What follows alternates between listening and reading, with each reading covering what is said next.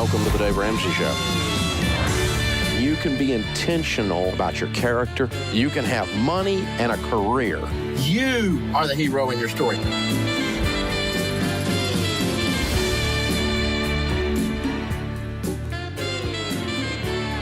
Live from the headquarters of Ramsey Solutions, broadcasting from the Dollar Car Rental Studios, it's the Dave Ramsey Show, where debt is dumb, cash is king, and the paid-off home mortgage has taken the place of the BMW as the status symbol of choice. I'm Dave Ramsey, your host. Chris Hogan, Ramsey personality, #1 best-selling author a couple times over, is my co-host today, the voice of the everyday millionaire in America. Open phones as we talk about your life and your money at 888-825-5225. That's 888-825-5225. Mark is in Asheville, North Carolina to start off this hour. Hey, Mark, welcome to the Dave Ramsey Show. Hey, fellas. Thanks for taking my call. Sure, man. So my wife and I are new to the baby steps. We're currently in baby step 2. We've been paying off some debt the last 2 months or so. We got about $6,000 in debt. It's on a personal loan of mine. It's our last little bit. We owe about $150,000 on our house, $150,000 on our house, and we have $350,000 roughly in a brokerage account invested in single stocks. And I'm just curious what your thoughts are on whether we leave that there and try and do this on our own or kind of what we do. Wow. Where'd you get that? Well, yeah. My wife's father passed away when she was a teenager, and this has kind of been in this account for since then, basically, 15 or so years. My goodness. Wow. Chris? Well, yeah, I'm just curious whether we just don't even touch it and kind of work everything on our own, or Mark, I'm going to tell you something, buddy. What your thoughts are and what sets us up? I'm going to tell you right now, you all have been blessed, obviously, because an inheritance is something that someone intentionally leaves to you. And if I'm in you all's shoes, I'm going to use this inheritance and this blessing to be just that. I would begin to sit down with a Smart Vista Pro to walk through and talk through where you are, but also beginning to really look at liquidating this to begin to move you forward to attack the debt and pay off the house. The rest of that money that's sitting in there, I would move over into growth stock mutual funds and look at this as a long-term play for you all's investments. You've got an opportunity to fast forward through these baby steps and put yourself in an incredible position. How old are you all?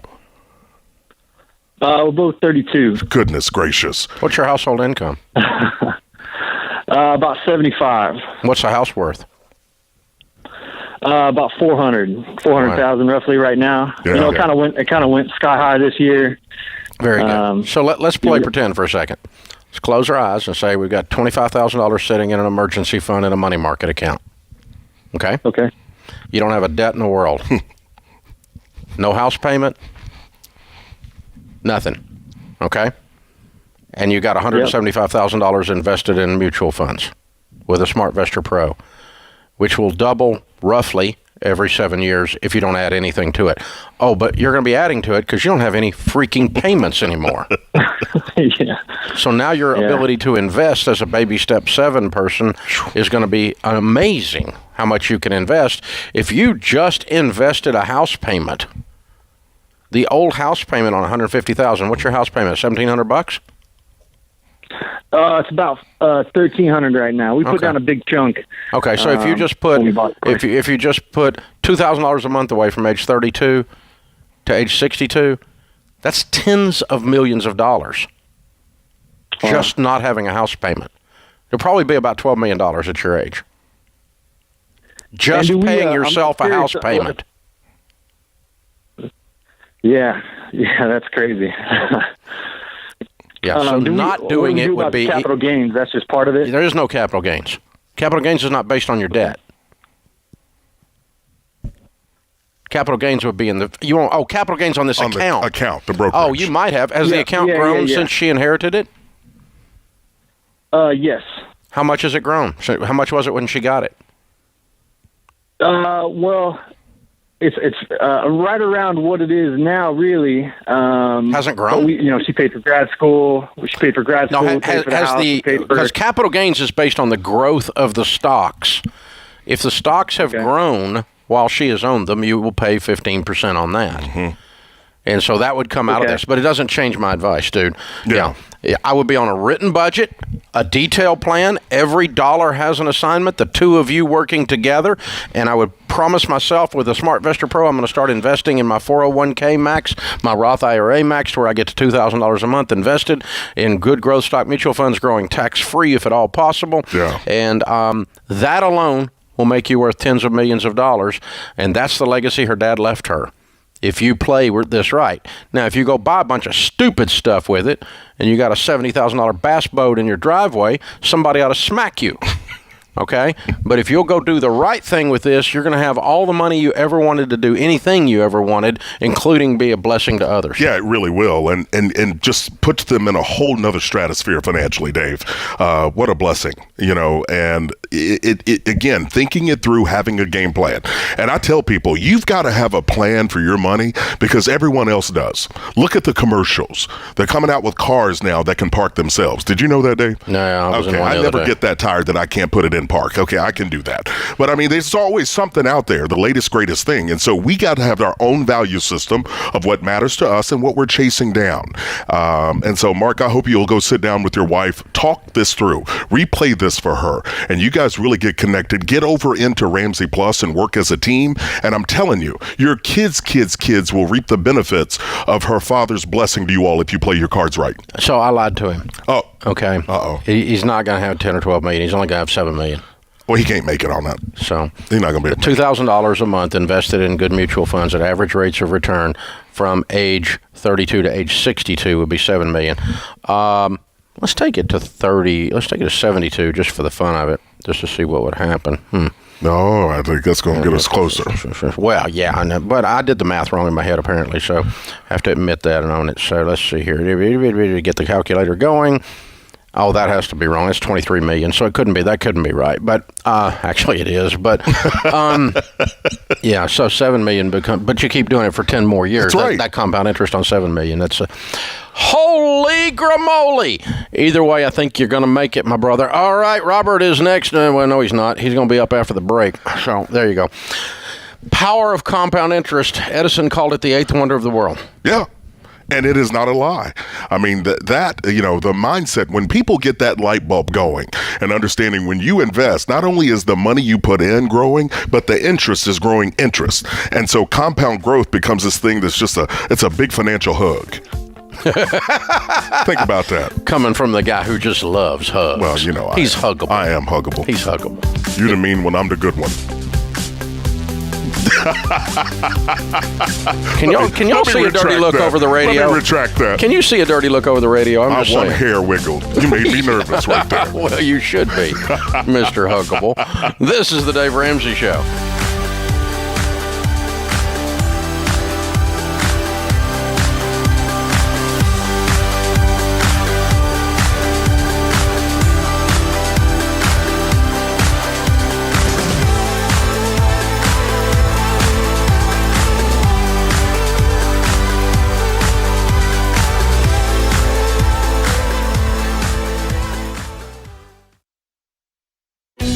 One of the things that makes the Dave Ramsey Show unique from other shows is that we genuinely care about our listeners.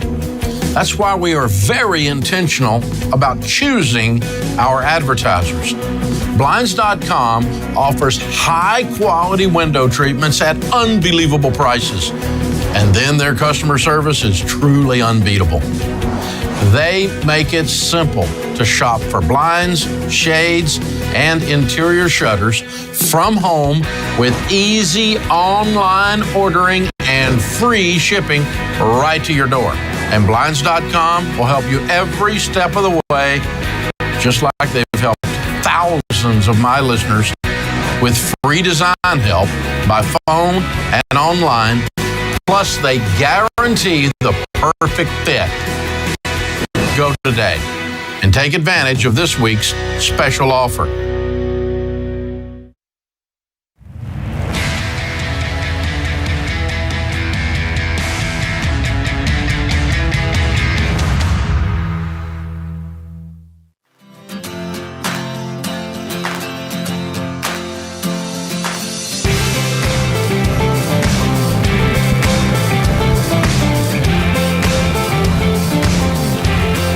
Chris Hogan, Ramsey Personality, is my co-host today. Open phones at 888-825-5225. Our question of the day comes from Blinds.com. They are the #1 online retailer of custom window coverings. You get free samples, free shipping, and with the new promos they run every month, you'll save even more. Use the promo code Ramsey to get the best possible deal. All right, here we go. Today's question comes from Eric in Ohio. He says, I understand funding of the 401k, match, then Roth concept. All things being equal, where do the HSA contributions fit into this concept if HSA is being used as a retirement healthcare expense? Giving long-term care statistics, what amount of money do you think is a reasonable retirement HSA that the HSA should have in it? Well, a couple things here. Eric, you're bringing up two different things. With the HSA, I mean, you've got a great opportunity as an individual to contribute up to $3,550 per year, and as a family, $7,100. But long-term care, this is almost, think of them like a tag team partner. Long-term care insurance is something you want to have in place by age 60 to make sure that if you do go into a nursing home or need assistant care, you've got money or an insurance policy, the long-term care, to take care of it. Yeah, long-term care insurance is an essential part of financial planning at 60 years old and beyond, if you have a net worth of under $10 million. Otherwise, you probably self-insure through it. Mm-hmm. If you got $10 million or more, you probably just hire somebody to come to your house, right? I mean, you wouldn't go into a nursing home. And so at least that's the way people that I know are handling it. So, but otherwise, you can use the HSA for long-term care expenses, and so funding it could help you become self-insured and not need a long-term care policy. Is I think maybe what he's hinting at. Okay. And that's okay too. But we're fully funding the HSA as account, the savings portion of the account, as an investment would really be a baby step 7 tactic. Mm-hmm. You've maxed out all your retirements, and you still want to hide some money from the government legally. I fully fund my HSA every year. It's invested in mutual funds, and I've never used it for medical expenses. I always just cash flow my medical expenses. Consequently, I've been doing it since George W., and that's when HSAs were invented, as in his in his administration. And I've got like $250,000 in that account. So you're looking at that like a health emergency fund. Yeah, that could be my long-term care policy. Oh. In a sense. Okay. If I wanted to just pay for long-term care, that's the first place I would pay for it out of. Okay. And I'm just letting it grow as an investment. It grows tax-free or tax-deferred, just like a 401k or traditional IRA. And so it becomes an investment if you're not using it for health care anytime soon. Okay. And so little stuff like a deductible, I mean, if one of us had a tiny surgery or something, we had a $1,000, $2,000 thing, we just pay that. Just pay it. Right. And we leave the HSA alone. But that's in a high net worth situation and baby step 7 situation. That's right. Prior to that, you wouldn't use it except just to cover chronic stuff that's where the money's going in and going out every year. But the HSA, we're huge fans of that around here. And this is the first time I've ever seen the question come up as a long-term care issue. But you do need long-term care insurance. Yeah. Hey, what dollar amount is it that you think that someone is self-insured? What would you say? You know what? I've got a cheat sheet laying around here somewhere on the long-term care insurance, and I think it's important while I dig that out just to touch on this whole subject a minute because it's such a good subject. We're such a proponent for long-term care insurance, without a doubt. And the reason is that 75% of you ladies will outlive your husbands. And so the typical thing that happens is I can't find it. The typical thing that happens is you lady, the papa goes into the nursing home, burns through $50,000 to $100,000 a year for a couple, 3 years and burns up the nest egg, cracks and scrambles the nest egg. And so the typical long-term care stay, that's what I was looking for the cheat sheet on. Is it under my, maybe it is. Nope, it's got its own thing over there somewhere, James. But that's okay. I'll find it later. Bottom line is the typical stay is not that long. So it's a $300,000 to $500,000 event. It is typically the max. It's very unusual to hear somebody going over $500,000 in nursing home care. But the problem is, for most people, that's everything they got. That's right. But if you're sitting on a everyday millionaire situation, they got $5-10 million, and they got $500,000 sitting in that HSA or $300,000 sitting in that HSA, they can pay for their nursing home or in-home care themselves and self-insure it, and it's all tax-free.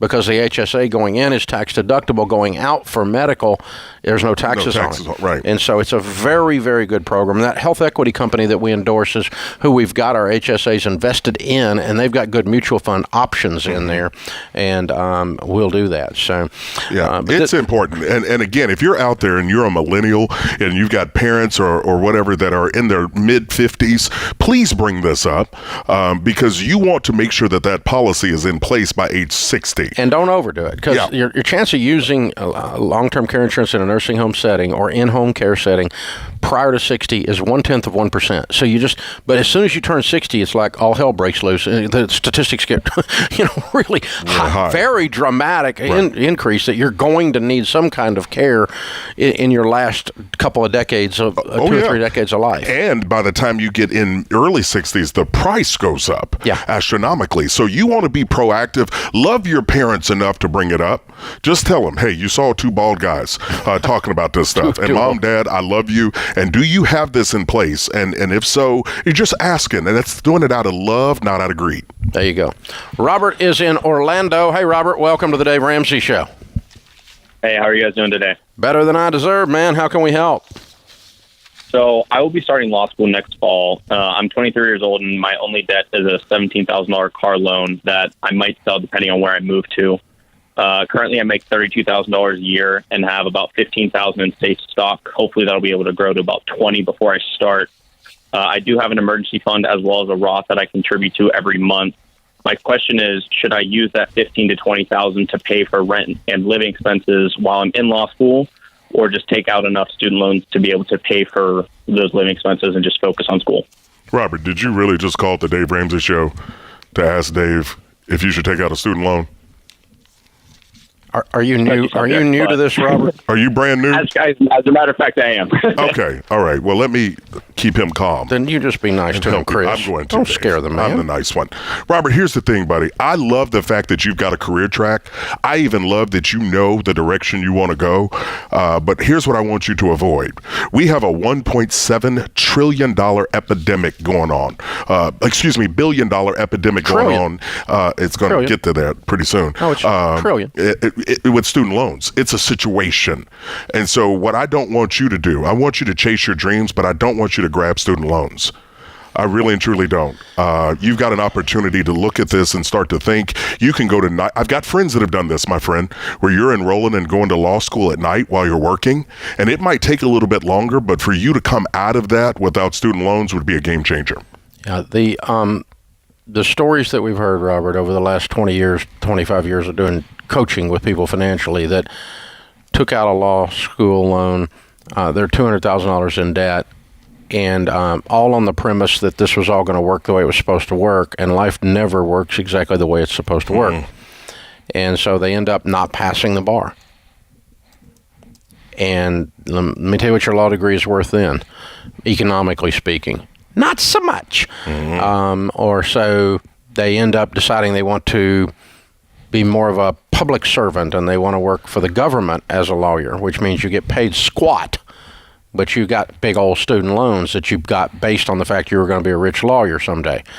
And so it doesn't turn out the way people think it's going to turn out always. There's all kinds of different things that happen. It takes longer to get the law career started and get the income to go with it, all those kinds of things. So you put yourself in a dramatic disadvantage when you take on these student loans. And so that's why we're always trying to talk people out of it. Open phones at 888-825-5225. You jump in. We'll talk about your life and your money. It's a free call. Chris Hogan, Ramsey personality, author of the #1 bestseller, Everyday Millionaires, is my co-host today here on the air. This is the Dave Ramsey Show.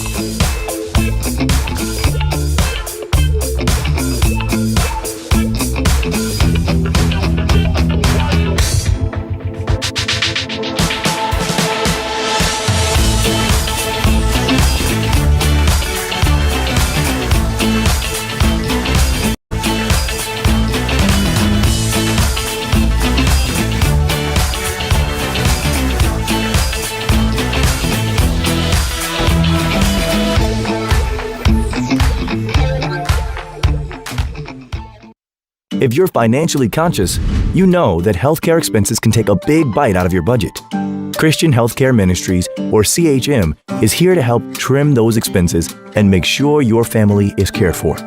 CHM is not health insurance, but it is Christians helping other Christians by sharing each other's medical bills. Most people have the means to pay for basic doctor services, but when it comes to something on a much larger scale, say several $1,000s for surgery or a hospitalization, folks are worried they'll be left to try and find a way to pay for that themselves. Not too long ago, I was diagnosed with ovarian cancer, and they really came through. So far, we've had over $180,000 worth of bills and got close to 75% in discounts. CHM shared the rest of the expenses. To see if CHM is right for you and your budget, check out chministries.org/budget.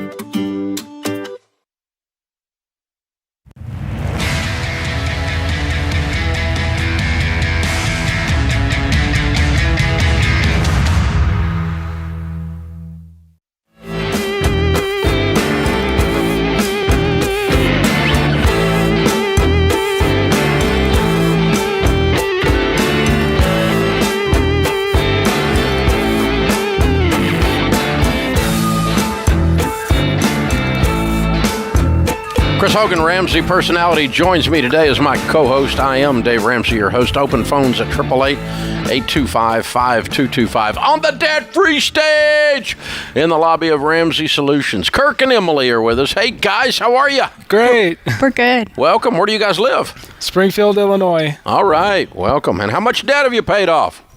$77,000 in 5 years. Good for you. And your range of income during that time? It started around $25,000. It's up to about $55,000. Cool. What do you guys do for a living? I was a stay-at-home mom during this time. Mm-hmm. And I worked in insurance and then taught guitar lessons on the side. Okay. Very good. What kind of debt was your $77,000? It was our house. All house. Paid off your house. Oh. I'm looking at weird people. You have no debt in the world. Nope. It's pretty great. Yeah. How old are you guys? I'm 30. And 32. And you're a paid-for house. Yep.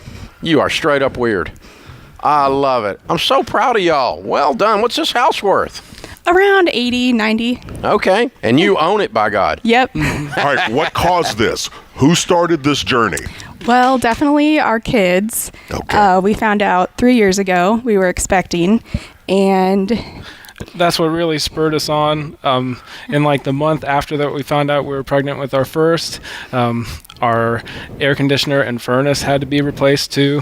Sure. And we were already on the path of paying off the house early by that time. Mm-hmm. But in like the 3 months after that, we saved about $20,000. Wow. Yeah, I worked like 7 days a week, about 12, 13-hour days every day. Yeah. So Wow. you had to get some money, so you went and got some money. Yeah.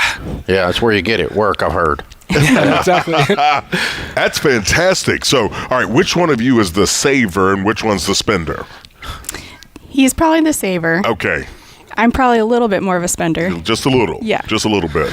So it sounds like you guys have been very on task. Yep. Yeah. Yep. It definitely, I feel like we've always been, like when I met Kirk, he never had debt, and we went to open our checking account after we got married, and he didn't have a credit score. And so they were like, well, we don't know how to, he had to have all this extra identification and stuff for opening the checking account. And I was like, well, that's kind of weird. And Yeah. He's off Yeah. the grid. yeah. Pretty much. When I was pretty young, I read Steve Martin's autobiography. Yeah. And when he talked about never having a credit card and never wanting one, Yep. it just really struck me because I hate the idea of the burden of owing anybody. Mm-hmm. And when we got approved for our mortgage, I was like, well, that's great, but I don't want this. And we just worked as hard as we could to get it paid off. I love it. Very cool. You definitely made some serious sacrifices working as much as you did. I mean, that's a big deal. Mm-hmm. It really is. What did you learn about this process of paying off the house? You got to do something that you like. Yeah. And, sometimes you just have to get past the feeling of wanting to buy like whatever you want. For me, it's guitars. I love guitars, but I have enough of those. And every spare penny that we had, if you would find change on the ground, it's like never spend found money. We would just take that and put it away. We also started a business on the side. I play violin, and so basically all week he would work and then teach guitar lessons in the evenings, and then pretty much every weekend we would play a wedding. Oh. So we started playing weddings, and we just worked so hard and learned to be patient too. It was something that took a lot longer than, I don't know, I'm normally not a very patient person, so learning setting long-term goals was really good. But she's really the budget whiz. Emily's actually studying to be a CPA right now. All right. So, the biggest lesson that we've learned is listen to your spouse, whoever it is. Just listen to each other. There you go. Very good. Very good. So who were your biggest cheerleaders outside the two of you? Who was cheering you on? You got a paid-for house at 30 and 32, right? Yep. Family for sure. Mm-hmm. Parents, and my brother helped me fix like every single thing on our cars, and he taught me from a really young age how to fix my own car, and that helped out a lot. Kept us from having a car payment for a long time. Yeah. Did your friends think you all were weird? Yeah, we didn't tell a lot of people. And then, I think now that we're mentioning it to people more, they're like, well, that's kind of strange. Well, I wouldn't want to live like that, so that's fine. I had some friends think I was weird when we asked for a VCR instead of getting Disney Plus. Yeah, that might be weird. Very cool, guys. I'm so proud of y'all. Well done, heroes. Thank you. How's it feel to not have a payment in the world? Pretty great. Wonderful. Especially in the middle of weird times like we're in. Yeah. That's actually how we finished this, was we got our stimulus payment and put it towards the house. Yep. Yeah. So we had savings set aside for emergency fund, and then the extra expenses after on. We just decided that at that point it would even out. If we paid off the mortgage at that time, we could still save that much more and get it back to where it was. So we took care of it. Fabulous. Well done, you guys. We got a copy of Chris's book for you, Everyday Millionaires. And that's definitely the next chapter in your story. So we'll get the kiddos in the picture for the debt-free scream. What are their names and ages? Sammy is 2.5. And Henry is 9 months. All right, go Henry. Here we go, buddy.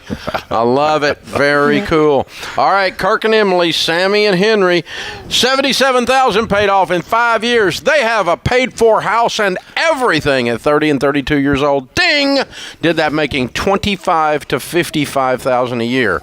They are heroes. Well done, guys. Count it down. Let's hear a debt-free scream. 1, 2, 3. We're debt free!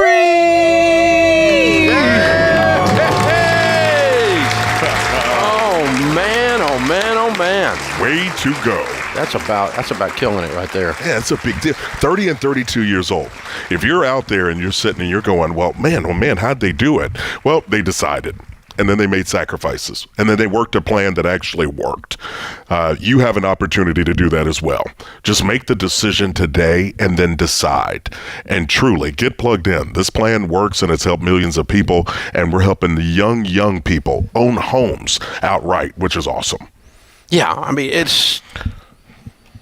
you're so right, Chris, that, the only difference in their story, and some of you listening, if you've been listening a while, if you're listening first time today, you're just trying to figure all this stuff out. But the only difference is they decided. Yeah. They just decided. Really did. And some of, you've done that about other things where you just decide, the old joke, Yogi Berra, you say, when you come to a fork in the road, take it, right? But, that's a decision. Yeah. You got to go somewhere. And so you remember that time you decided to ask her to marry you? You remember that time you decided to go get that degree? You remember that time you decided to move to that other city? And it changed everything. Yeah. It changed the whole trajectory of your life. Mm-hmm. And so decisions are so powerful. And the interesting thing is they're not necessarily permanent. You don't have to decide something and then never change it again. Right. But if you decide something positive, you could never change it. That's right. That would work. Find something. There's some things I never, ever again do again in my life. Yes. There's some things I always do in my life. Those are decisions. I always tithe as a Christian. I always give 1/10 of my income. I always save for emergencies. I always invest. I'm always an incredible tipper. You got to have some decisions that you make. And I never ever will do business with American Express again. under any circumstances. There's some decisions you need to make, right? Absolutely. There's some decisions you make, and you say, I'm not gonna be treated like that. That's right. And the beautiful thing is, we live in the greatest country on this planet, and I'm biased because it's the only one I've lived in. We don't need anybody's permission. We get a chance to decide and try. You don't need a permission slip. Like when you used to go out in the hallway when you were kids. To still field trips. Yeah. Mama Hogan had to sign them. Yeah. Not anymore. Nobody. You're like a grown-up. I'm a grown-up. You don't need a permission slip anymore. That's exactly right. You can just give yourself permission to pay off your house. Way to go, Kirk and Emily! Proud of you guys. Touchdown, baby! They're weird. This is the Dave Ramsey Show.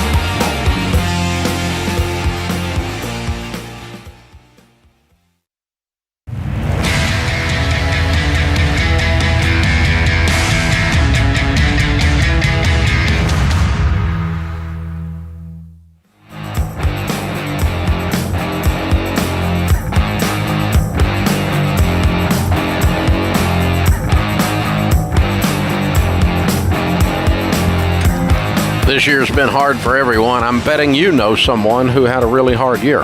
Maybe they got slammed. Maybe it was medical bills, or maybe they lost a job. Well, they shouldn't have to struggle like that ever again. And they don't have to. This Christmas, you can give them some peace of mind. Help them feel hope with Ramsey Plus. It's our step-by-step money plan that helps people get out of debt and get their life back on track quickly so they can finally save money for their future. Because once you're not sending all your money to the bank, you can breathe easier when the next emergency hits because you've got an emergency fund. You can give someone Ramsey Plus by going to DaveRamsey.com/store. That's DaveRamsey.com/store. Ed is with us in Tampa. Hi, Ed. Welcome to the Dave Ramsey Show. Hey, Dave. Hey, Chris. How are you guys? Great, man. How can we help? Well, my question is, I have not been able to work since the COVID came along, and my wife has not missed a day. She got a promotion to kind of like in charge of the whole department, and she's going to get a $20,000 a year raise starting in January. We finished baby step 3. Wonderful. And thank you. And in January, we're going to talk to a Smart Rescue Pro. Now, Beth is going to have to do like a lot of traveling, and she's going to be working long hours. And she says she would like me to just stay home. Take care of the dogs when she's out of town. Take care of the yard, the house. Just take care of, because she's going to come home and she's not going to want to make dinner and do all these kinds of things. Pardon me? Stay home to take care of the dogs? No. There's no kids. House. No kids. No, grown. Oh. Okay. Yeah. What is she making? Well, she went from 48 to 68. And I have not been able to work. I've got, I'm one of those high-risk people with the COVID, and my doctor told me that I really need to take this stay-at-home thing seriously. You've got what kind of a problem medically? Upper respiratory. Upper respiratory. Okay. Yeah. So, but even when how old are you? Our plan was, I am 60. Okay. All right. I was planning on going back to work once the vaccines were available, but we've still been able to save, about $1,000 a month, putting it in the bank. And she's going to get this big bump in her raise with her, not her raise. Which she gets whether there's somebody at home to watch the dogs or not. So you think it's a bad decision? Well, I don't understand it, is what I'm saying. That's why I'm being sarcastic. There's, if you are now, there's a couple of caveats. I do understand you not working if you have a health concern with upper respiratory and COVID. Sure, no trouble. But that may be, let's just call that, let's just reach out there and say a year from now, for whatever reason, vaccine or whatever other reason, that's no longer a concern. You are a 61-year-old man and your job is to sit at home and watch the house? Yeah, I know. That's just weird. Doesn't make any sense. Plus, I feel really guilty, you know. I'm not trying to guilt you. It's just strange. I've always worked, you know. Yeah, I've never been unemployed in my life. Right. Well, Ed, here's the thing, buddy. I think, you know, you being conscious of your health situation, I think, is one thing. But you have opportunities to be able to work from home. You've got opportunities to be able to do things where you're not encountering other people. So I don't think you just throw in the towel because your wife got a $20,000 raise. And if that's what her thought is, I want to suggest you sit down and really kind of speak your thoughts, your feelings, to make sure you guys are getting on the same page. All of this is the other side of a health concern. Okay, if there's a health concern, we're sitting down. You're on the bench, okay? I got no issue with that at all. But the other side of a health concern, there's just great dignity in work. There's not much dignity in watching the dogs. There's just not. I mean, they go out twice a day and you feed them. I mean, there's just not a lot to do here. So, you know, no, I think if it's going to be good for your mental health, regardless of your bank account, for you to be doing something as soon as you're medically able to do so with wisdom. Right. And so, no. Most of the time I hear, honestly, when something like this comes up, there's kids at home, and she's making $680,000. Right. Not $68,000. Yeah, no, it's a zero and a comma. And then she wants to, you know, then she wants you to stay home and take care of business because she's out there killing it. Right. Okay, we can talk about that. But, dude, $68,000? Well, here's the other side of this coin, too, Dave. He said she's going to be traveling a lot. So that means he's not going to see her. And so he needs to have something to pour into. So, Ed, listen, sit down and have a conversation. Yeah. You guys talk, and if you can't get agreement, you might need to reach out and get with a marriage counselor to help you guys kind of navigate this and make a long-term decision. Yeah, there you go. Yeah. Open phones at 888-825-5225. Jennifer is with us in Atlantic City. Hi, Jennifer. Welcome to the Dave Ramsey Show.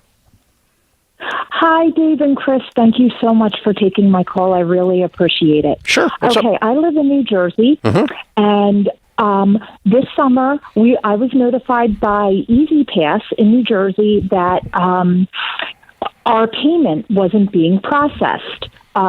So I called Easy Pass to correct the issue with my credit card.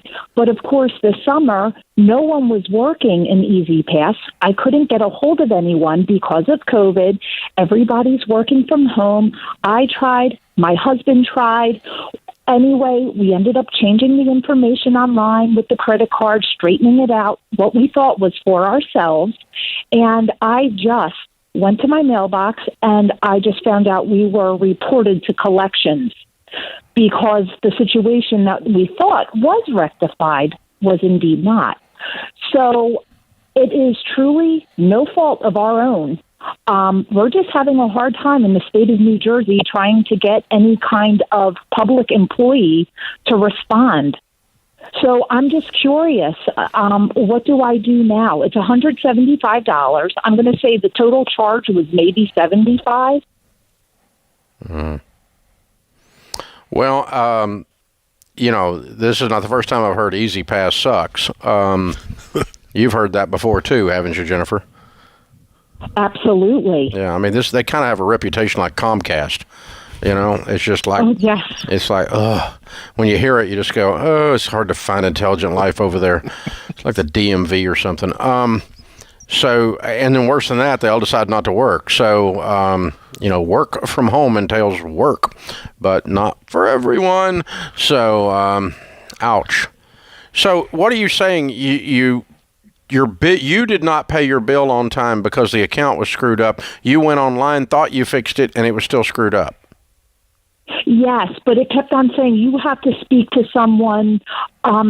You have to talk to someone from Easy Pass to correct this problem. And you never could. And we tried. Yeah. And we could, this summer, we couldn't. And we just assumed, okay, well, we updated the information ourselves. I guess we're okay. But then today I go and I find out now it's up to $175, and we've been reported to collections. Yeah. I've never been reported to collections. Well, it's not like they're going to come to your house or something. Don't worry about it. They're not working that hard. And collections is just aggravating. I mean, it may have dinged your credit or something, but whoop-de-doop-de, it's not the end of the world. I don't know what to tell you. I mean, you're asking me how to motivate a government employee. I don't know how to tell you how to do that. Okay. You know, I'm sorry. I'm being smart aleck, but it's also the truth. I mean, how do you get somebody who can't lose their job for incompetence to work? Yes. I'm feeling very frustrated. Yeah, angry. Right now. I get you. Or you know, I mean, it'd be okay if they said, look, we're not going to charge you anything because we're not getting our work done over here. That's different. But instead, they're like trying to ding you like triple for this thing. Right. So I don't know what I would do in this situation. Is I would just continue to be a bother to them until I got it fixed. And I don't know. I mean, you know, just like every morning I got to get up, I got to make my Easy Pass call, and then we'll go on with the rest of our day until we get somebody with a brain plug, two brain cells to rub together to try to get our way work through this problem and get this charge removed down to the original charge and then get it paid. I don't know what else to tell you. I don't have a good answer for you, but I do share your frustration. You can tell. This is the Dave Ramsey Show.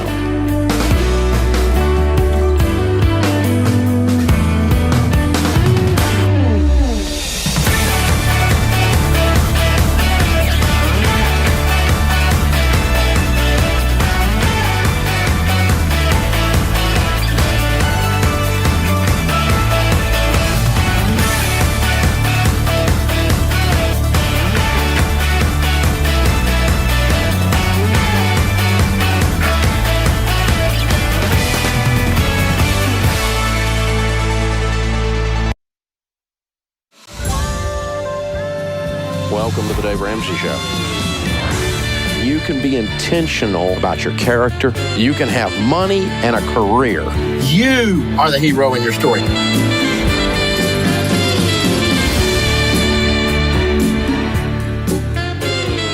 Live from the headquarters of Ramsey Solutions, broadcasting from the Dollar Car Rental Studios, it's the Dave Ramsey Show, where debt is dumb, cash is king, and the paid-off home mortgage has taken the place of the BMW as the status symbol of choice.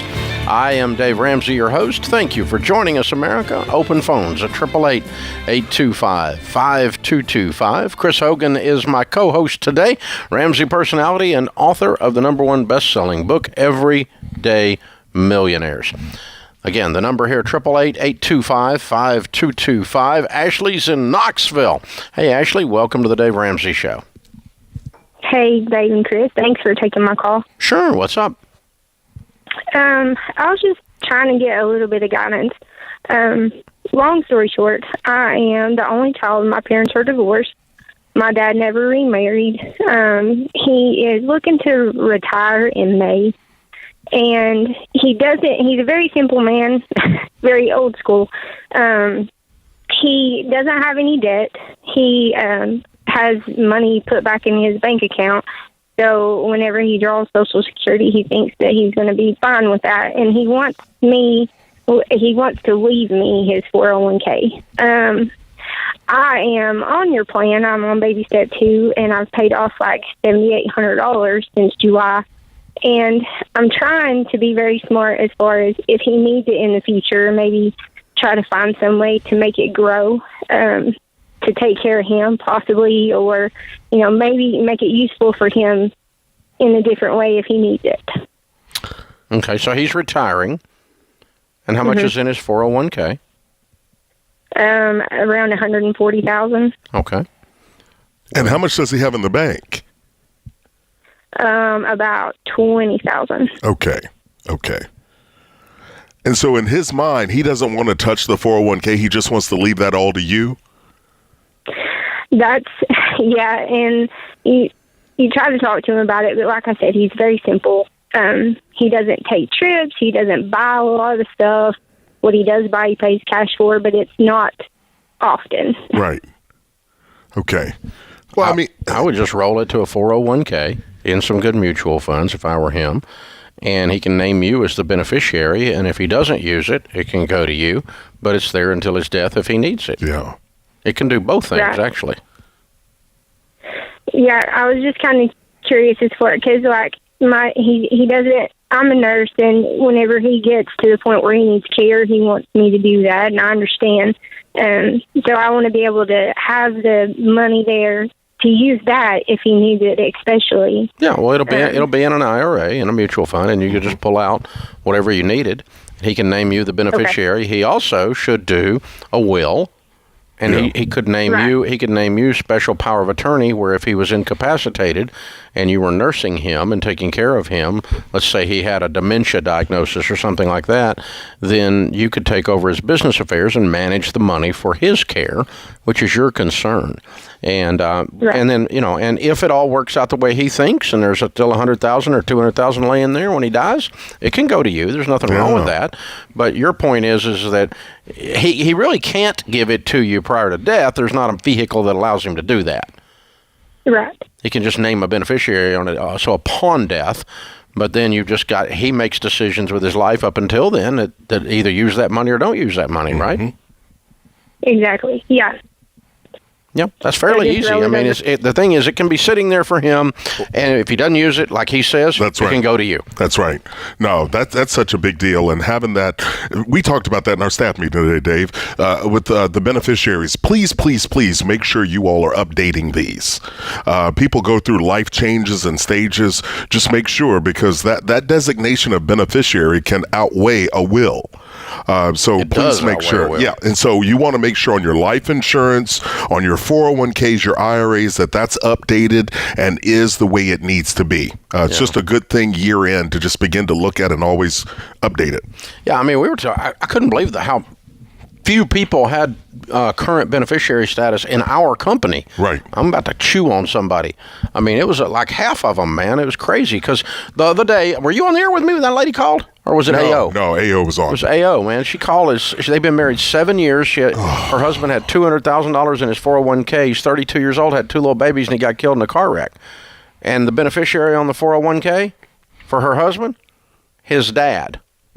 Because he never changed it after 7 years of marriage. He never went back and changed it after he got married. Please tell me the dad did the right thing. So he did. Okay. But guess what? Dad got $200,000 in an inherited IRA. In order to give it to somebody, he's got to work through gift tax issues and tax issues as well. Yes. And so net of taxes, she would have had taxes on it anyway, probably, depending on how it was set up. But, oh my gosh, the whole thing's just a tangled mess because you didn't go do your beneficiaries. You've got to do your dadgum paperwork, people, because it ends up costing everybody that's left behind money and hassle and a pain. Yeah, and you're right. Dad, thank God, was stand up. Yeah. But I mean, what if it's one of these toxic situations? He's like, no, I never liked you to start with, and he just keeps the $200,000, because there's in squat you can do about it. It's straight up. I mean, it's a designated beneficiary. There's no will that intercepts that. So, Sierra is with us. Sierra is in Columbus, Ohio. Hi, Sierra. How are you? Hi, good. How are you, Dave and Chris? Better than we deserve. How can we help? Hey, I wanted to ask a question. I often hear you say sell the car. Looking at about $200,000 in debt, not including the house. Our income is just over $100,000. Half of that debt is student loan debt, but we do have about $50,000 wrapped up in car debt. Do we sell both cars and get 2 cheap ones? Do we sell one car? What are we looking at to attack this debt? Yes. What do you owe on the 2 cars? It's 50 total. Break it down. So we owe 25 on one, but it's worth 25 on the other. Okay. So 25 and then each. Yes, but the one is upside down. Yeah, well, yeah. So the deal is this.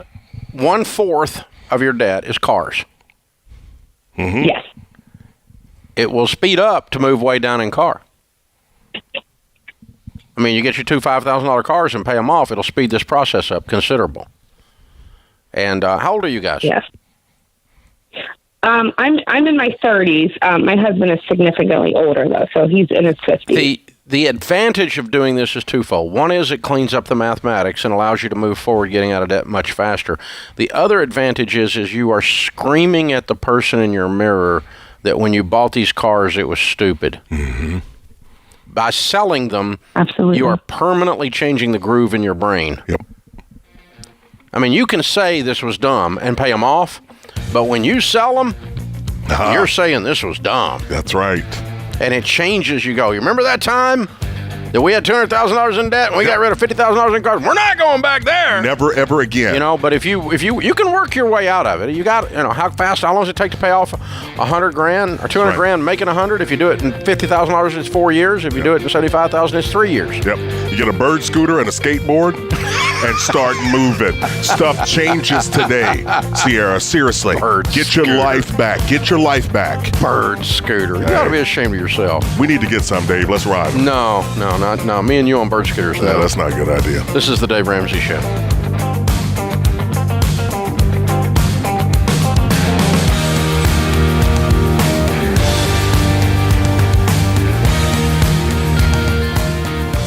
Folks, it's an honor to tell you about the Army National Guard. Not only are they big supporters of our high school curriculum, but they also give you the opportunity to impact your local communities. Whether your goals are to get an education, serve your country, or have a better life, the Army National Guard can help get you there. Plus, they offer unbelievable financial benefits. Secure your future today. Visit nationalguard.com to find out more.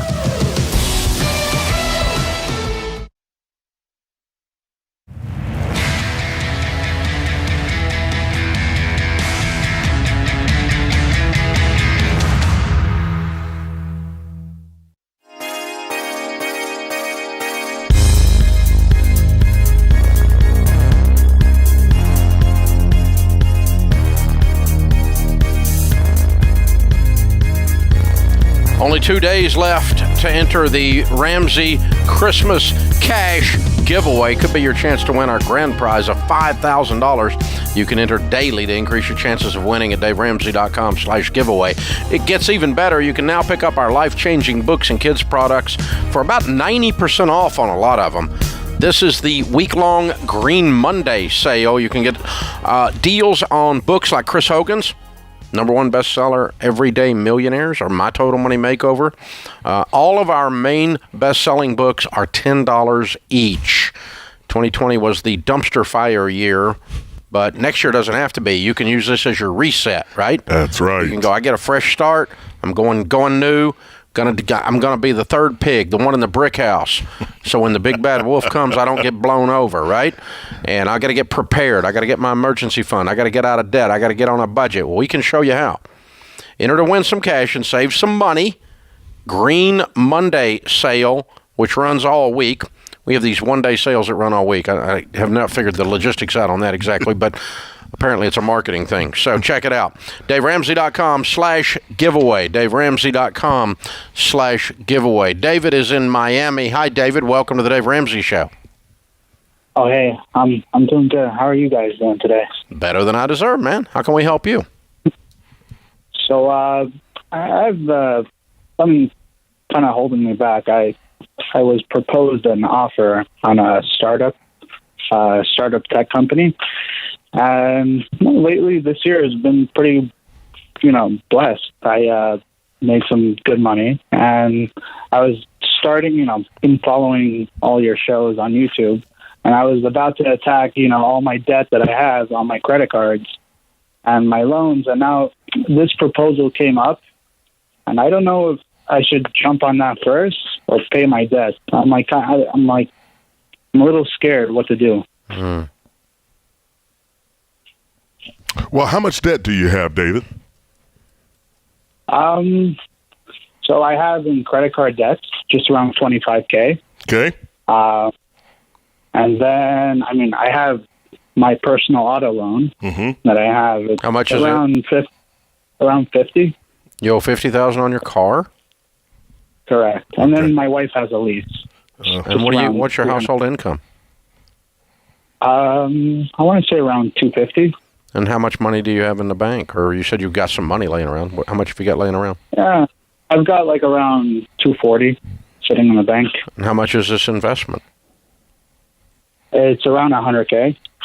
Okay. Did I miss something? Because you said 50 on the car, 25 on the credit card. That's 75, and 100K is 175, but you got 250 in the bank.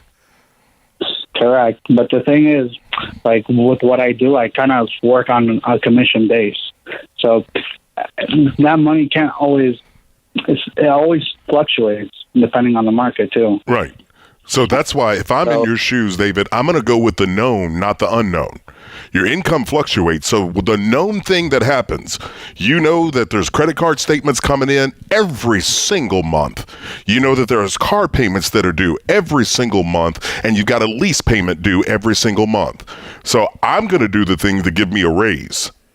Okay? And trust me, Dave and I have worked with NFL players, pro athletes, entertainers. Everybody comes to us and tells us about these ideas and concepts. Rarely do they ever talk about the ones that went south.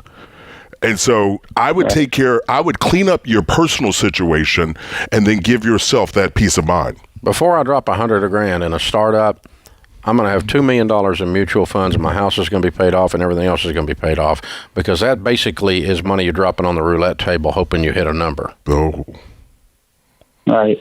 No, that makes sense. It's an uber high risk play. You understand that? No, 100%. That's why I'm very worried what to do. Yeah. But 100% of the time you pay off that car, you no longer have a car payment. That's exactly right. That statement's not coming in, and now you can redirect that money. And again, it's just a smarter play. And again, I understand that sentiment. I can go back to my PD days. Now listen, Dave. You already knew. You just wanted somebody to tell you. It was bothering you. You were stressed. This didn't feel right to you. You already knew before you called us this was a bad play. Yep. So don't do it. And proud of you for reaching out. Every time the bell rings, answer the bell. When you get a feeling, that's called God's Spirit whispering to you, don't do it, fool. Every time I go against a don't do it, fool whisper, I find out I'm a fool. Yeah. I mean, we've all had that. No, we are. Yeah, I knew I shouldn't have. I just had a feeling. How many times have we said that to ourselves? All of us do it, man. It ain't just you, David. We all have had that experience. But it looks glittery. It looks shiny. Yep. And then 3 years later, you go, oh, God, I'm an idiot. Well, you know, the other side of that, Dave, we should go back and count the things we didn't do. I know we shouldn't. I don't want to count the things I have done. No, that we didn't do. It's a long list. That we protected ourselves from. Oh, the things we didn't do. Yes, see? That might be a longer list. Yeah, well, that's true. But we stand on the plan. David, I'm going to tell you, buddy, I don't care what offer comes your way. You're going to do the thing that's known and the stable for yourself and your future. Proverbs says the wise see danger and hide themselves. The simple see danger, proceed on, and are punished for it. And that's what we're talking about. And I have been the simple, and sometimes I've been the wise. And so, you know, what we're saying is that feeling, that sense you had is very, very accurate. So well done, sir. Well done. Man, you're making some great money. Yeah, they are. Congratulations. Mike is with us. Mike is in Pittsburgh. Hey, Mike, welcome to the Dave Ramsey Show. Hello, thank you for taking my call. Sure. How can I help? I'm looking for some guidance. Our family, to start off, has been blessed financially, so it's a good call. Good. But I have 4 kids. My oldest has just graduated college. Yay. And she's going to come back home and work at a job for a couple of years. It's what she wants to do, and then she's going to move on. Okay. So here's my question. Now, I have saved, all my kids have college education, so she's graduating debt-free. So she'll be 21, debt-free. But I do have some investments that I started when she was younger with U.S. savings bonds, and then I have an UTMA account for her. So altogether, I have about $50,000 for her. I'm not sure exactly. I know when she's 21, she's supposed to. She does not know about it yet. But I hate to just give her this money. Is there something that I saved for her? Any kind of? And then she wants to get a car. But I refuse to let her get a car loan. I didn't know if I used that money to get a car. And then the last thing of all that is now she's living at home. I want her to get used to paying bills and stuff. So I didn't know if I would do I charge her rent, collect it, and then give it to her whenever she moves in 2 years? But what can I do with that money? Now all my kids are. I'm going to have that same thing with all 4 kids, hopefully. So I just want to get your guidance on that. Okay. Well, there's several subjects going on here, and I had every one of those subjects with my kids. and my kids are now in their 30s. Okay, one's 29, and the rest of them are 30s. And they're all married, and grandbabies and all kinds of good stuff happening now. So two of mine never came back home. They didn't want to. They weren't mad at us. They just had other plans, right? One of them just gotten married right out of school, or just before getting out of school. So Rachel and Winston got married right before graduation, so they obviously weren't going to live with us, or not obviously, but they were able to. My oldest, when she did move back in with us after college, but we didn't want her to stay a long time, just long enough to get situated. She stayed about 3 months. And the reason we didn't want her to stay longer than about 3 months, assuming that there wasn't some kind of a problem in her life, and there wasn't. She was very healthy and everything was fine and making good money, and just like yours, is something happens when they have to turn off the lights in their own place and buy their own groceries for their own refrigerator and pay the bill, or it gets cut off kind of thing. And just even with a responsible kid, something happens developmentally.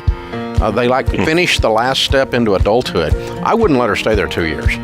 I don't think it's wise. From a developmental standpoint, I think she needs to move on with her life. Now, a few months is fine. That's okay. And yes, I would talk to her about this money and talk to her about how to wisely use this money that you've got as a blessing and buy a car out of it. Help her. Go show her how to buy a car. Go with her. Teach her how to buy a car, Dad. It's one good thing dads can do, right? And so just walk along with that. That's exactly how we did it. But you're trying to help them launch, not trying to run an economic model. There's a difference. This is the Dave Ramsey Show.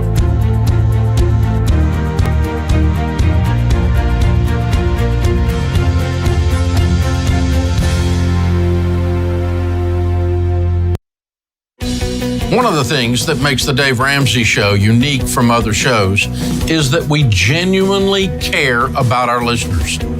That's why we are very intentional about choosing our advertisers.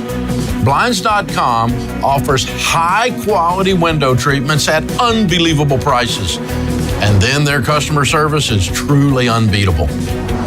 They make it simple to shop for blinds, shades, and interior shutters from home with easy online ordering and free shipping right to your door.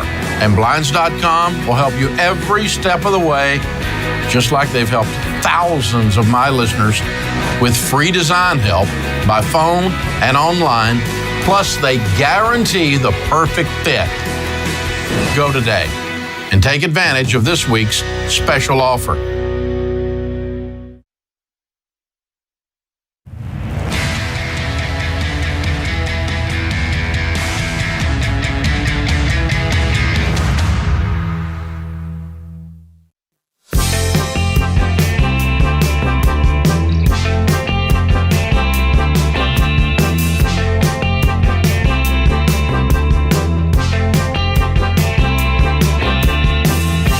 In the lobby of Ramsey Solutions on the debt-free stage, Richard's with us. Hey, Richard, how are you, man? I'm all right, and yourself?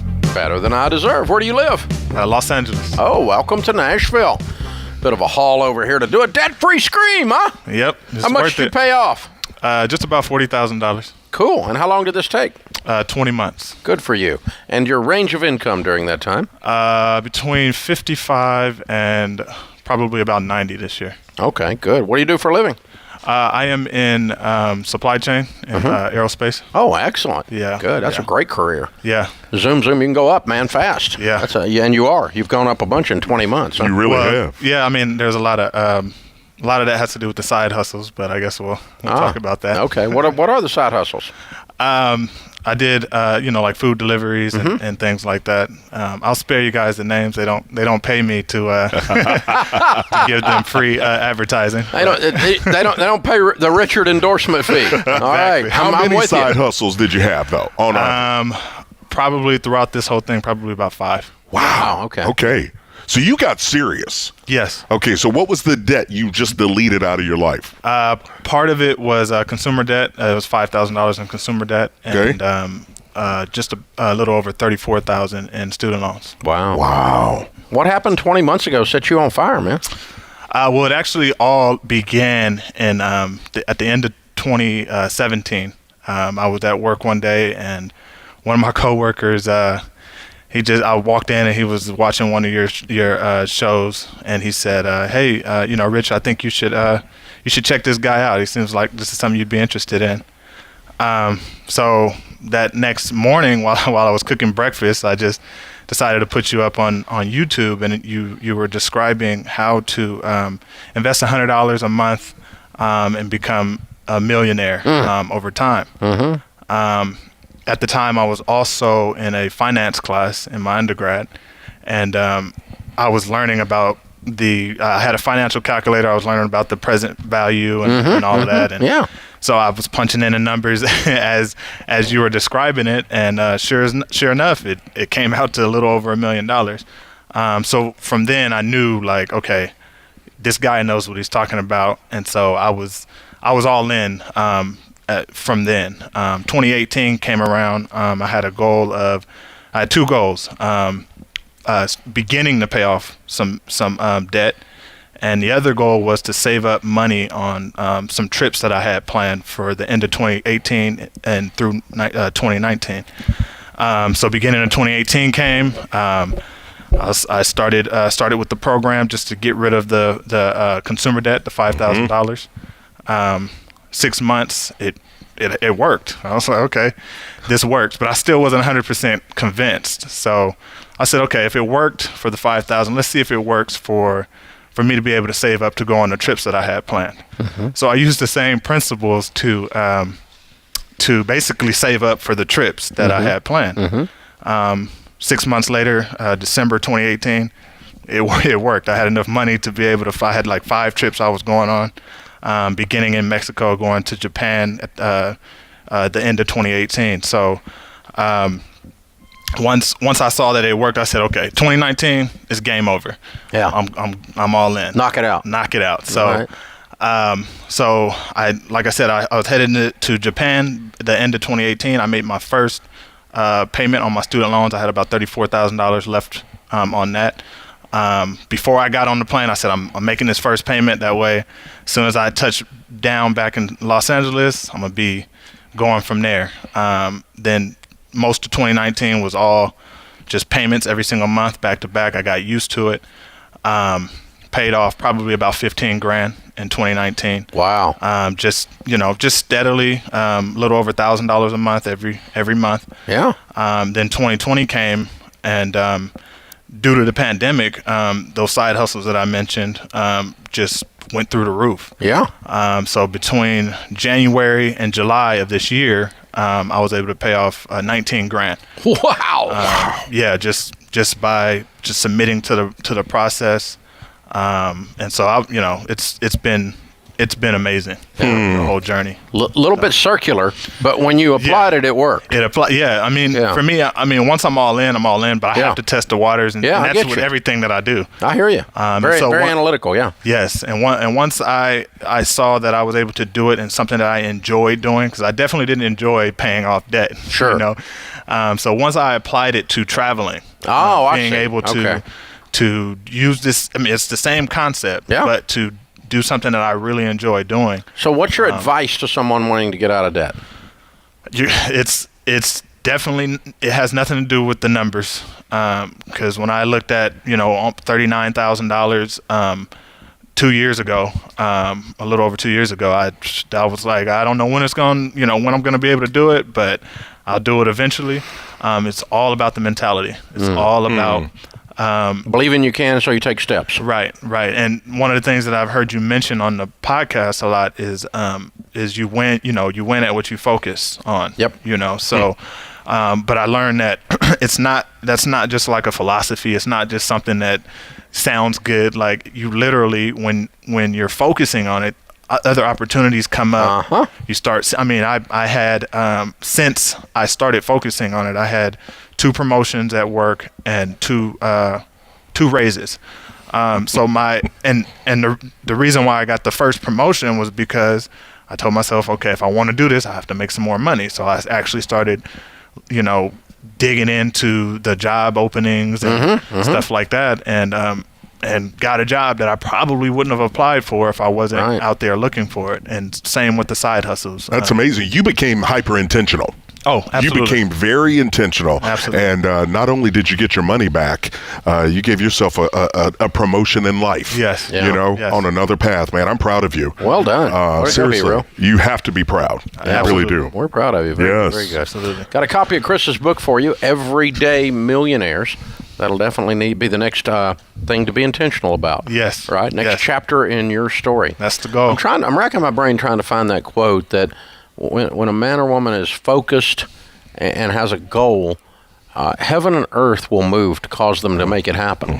You know, it's just like everything starts to collide in your benefit when you're aiming at something. When you're aiming at nothing, it all just seems to wander away from you. All these opportunities go to somebody else. Yes. But they seem to collide on you when there's something in the spiritual realm that when you just focus on something, it causes things to happen. And the thing is, a lot of things, I had plans for things to work out in a certain way. It didn't work out any way that I planned, but it actually it worked out better. You know, so it's almost like there's a conspiracy behind the scenes to cause you to win. Right. Yeah. Because I definitely didn't plan on a pandemic. I definitely didn't plan on, but nor prospering from it. Exactly. You know. There you go. So well done, sir. Very well done. Thanks for coming all the way from LA, man. Oh, I had to. Very neat. No other way to do it for me after all of that. All right. Richard from Los Angeles, $40,000 paid off in 20 months, making 55 to 90. Count it down. Let's hear a debt-free scream. All right. I didn't give it any practice, but we'll give it my best shot right here. 3, 2, 1. I'm debt free.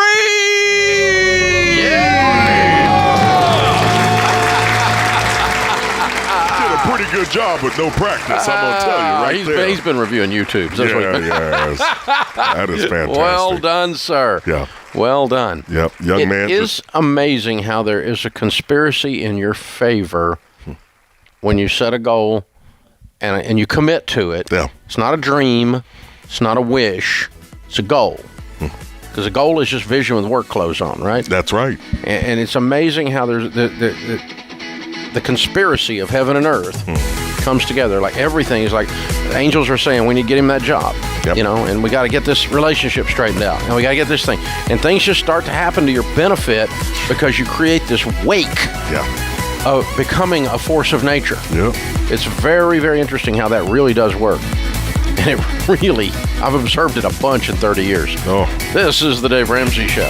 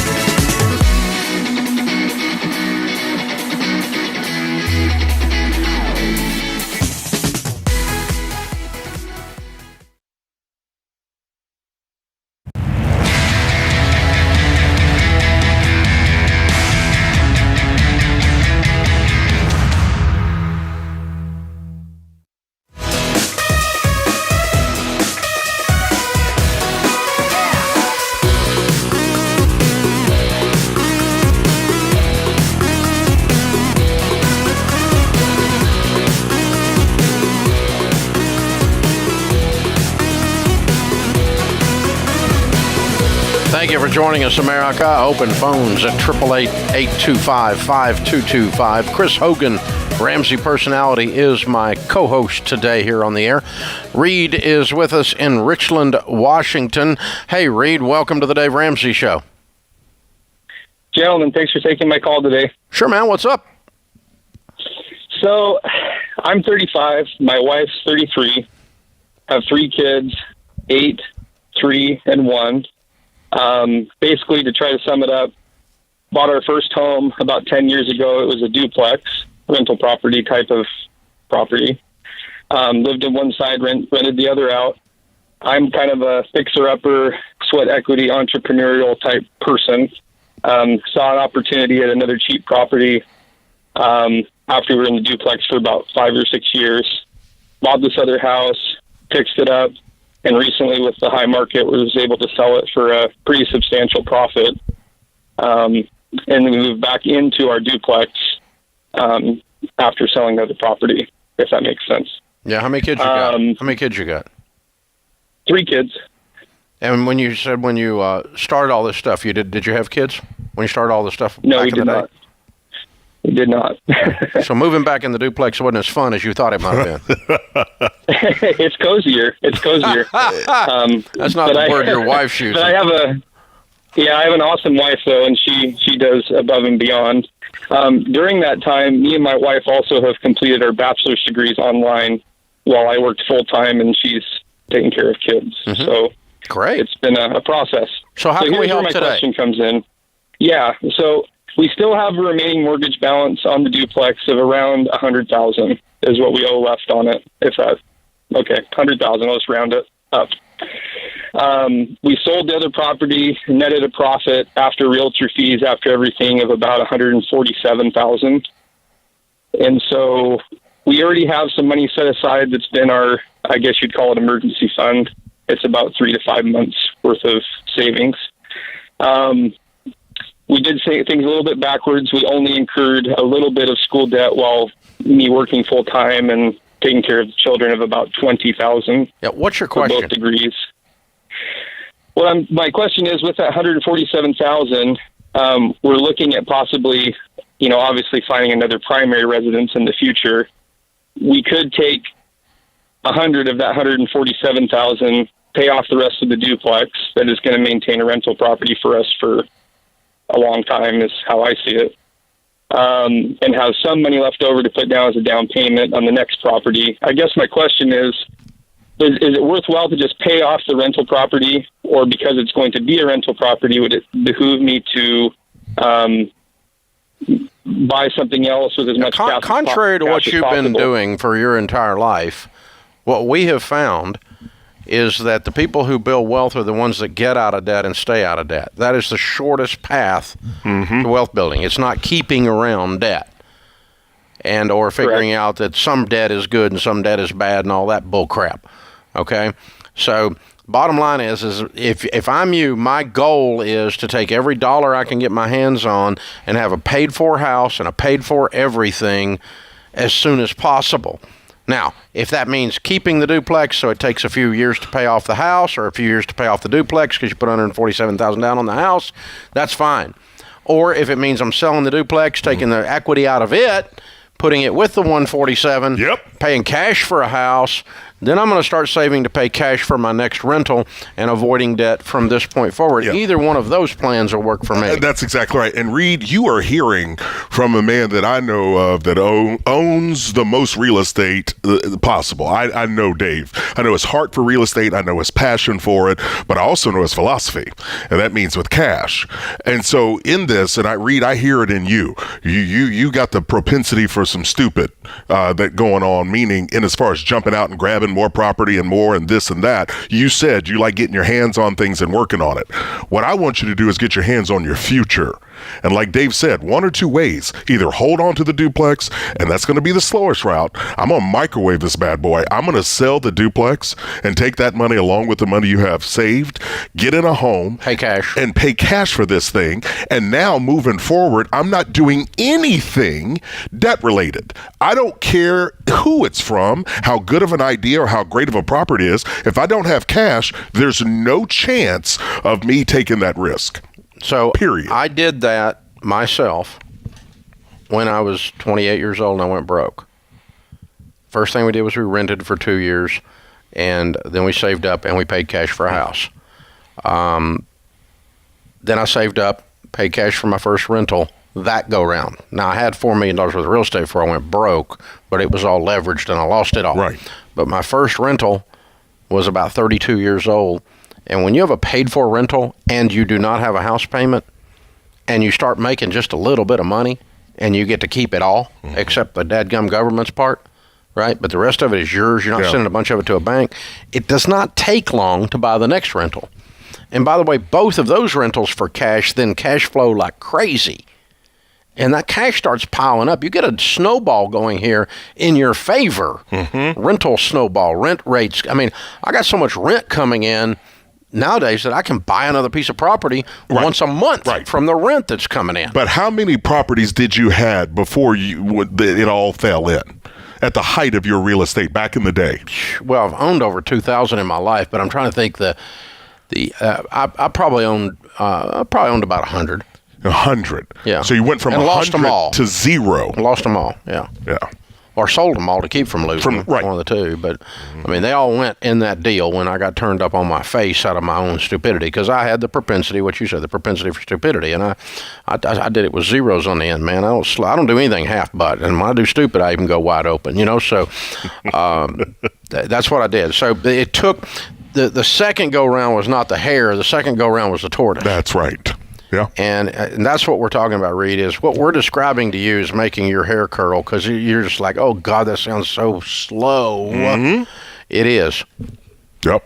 It's also the wisest route. It's also the shortest route. The best way to get rich quick is get rich slow. Yes, sir. Tyler's with us. Tyler is in Michigan. Hey, Tyler, what's up in your world?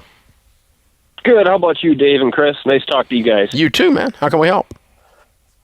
Yeah, I'm 29 years old, and I am trying to get a real good grasp on my retirement. I currently have about $140,000 in my retirement account through my work in my 401k, and I am looking to max it out starting this year at $19,500 a year I can put in. Yeah. And I didn't know, is it best to put all of it in one lump sum at the beginning of the year, or pay the max out per month into my 401k? This year that we're just coming out of is a really good example to test you on this. All right? Mathematically, if you're going to leave it alone in a retirement account, and you should be leaving it alone, if you're going to leave it alone 5 or 10 years, it's always better to go in all in as fast as you can, because the money starts working sooner. But emotionally, sometimes that'll give you a throat punch. Imagine a world called January of 2020, and you put all in. And what did it do on March 20th? Ugh. The stock market dove. Remember? Yeah. Right. Little pandemic crash we had going there. Remember that? Like, the world is coming to an end. Oh, my God. You remember that? Okay.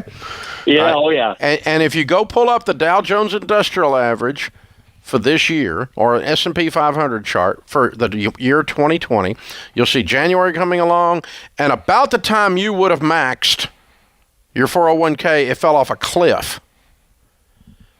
And if you can't emotionally stomach that, you would not be where you would be today, which is, by the way, after it fell off that cliff, it climbed steadily back up the mountain, and about 65 days or whatever it was later, it was back. But nobody reported on that in the news.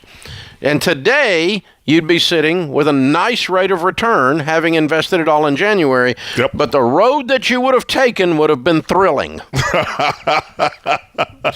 Mathematically is the right thing to do. Emotionally, you got to be able to ride it. You got to be able to do the ride. This is the Dave Ramsey Show.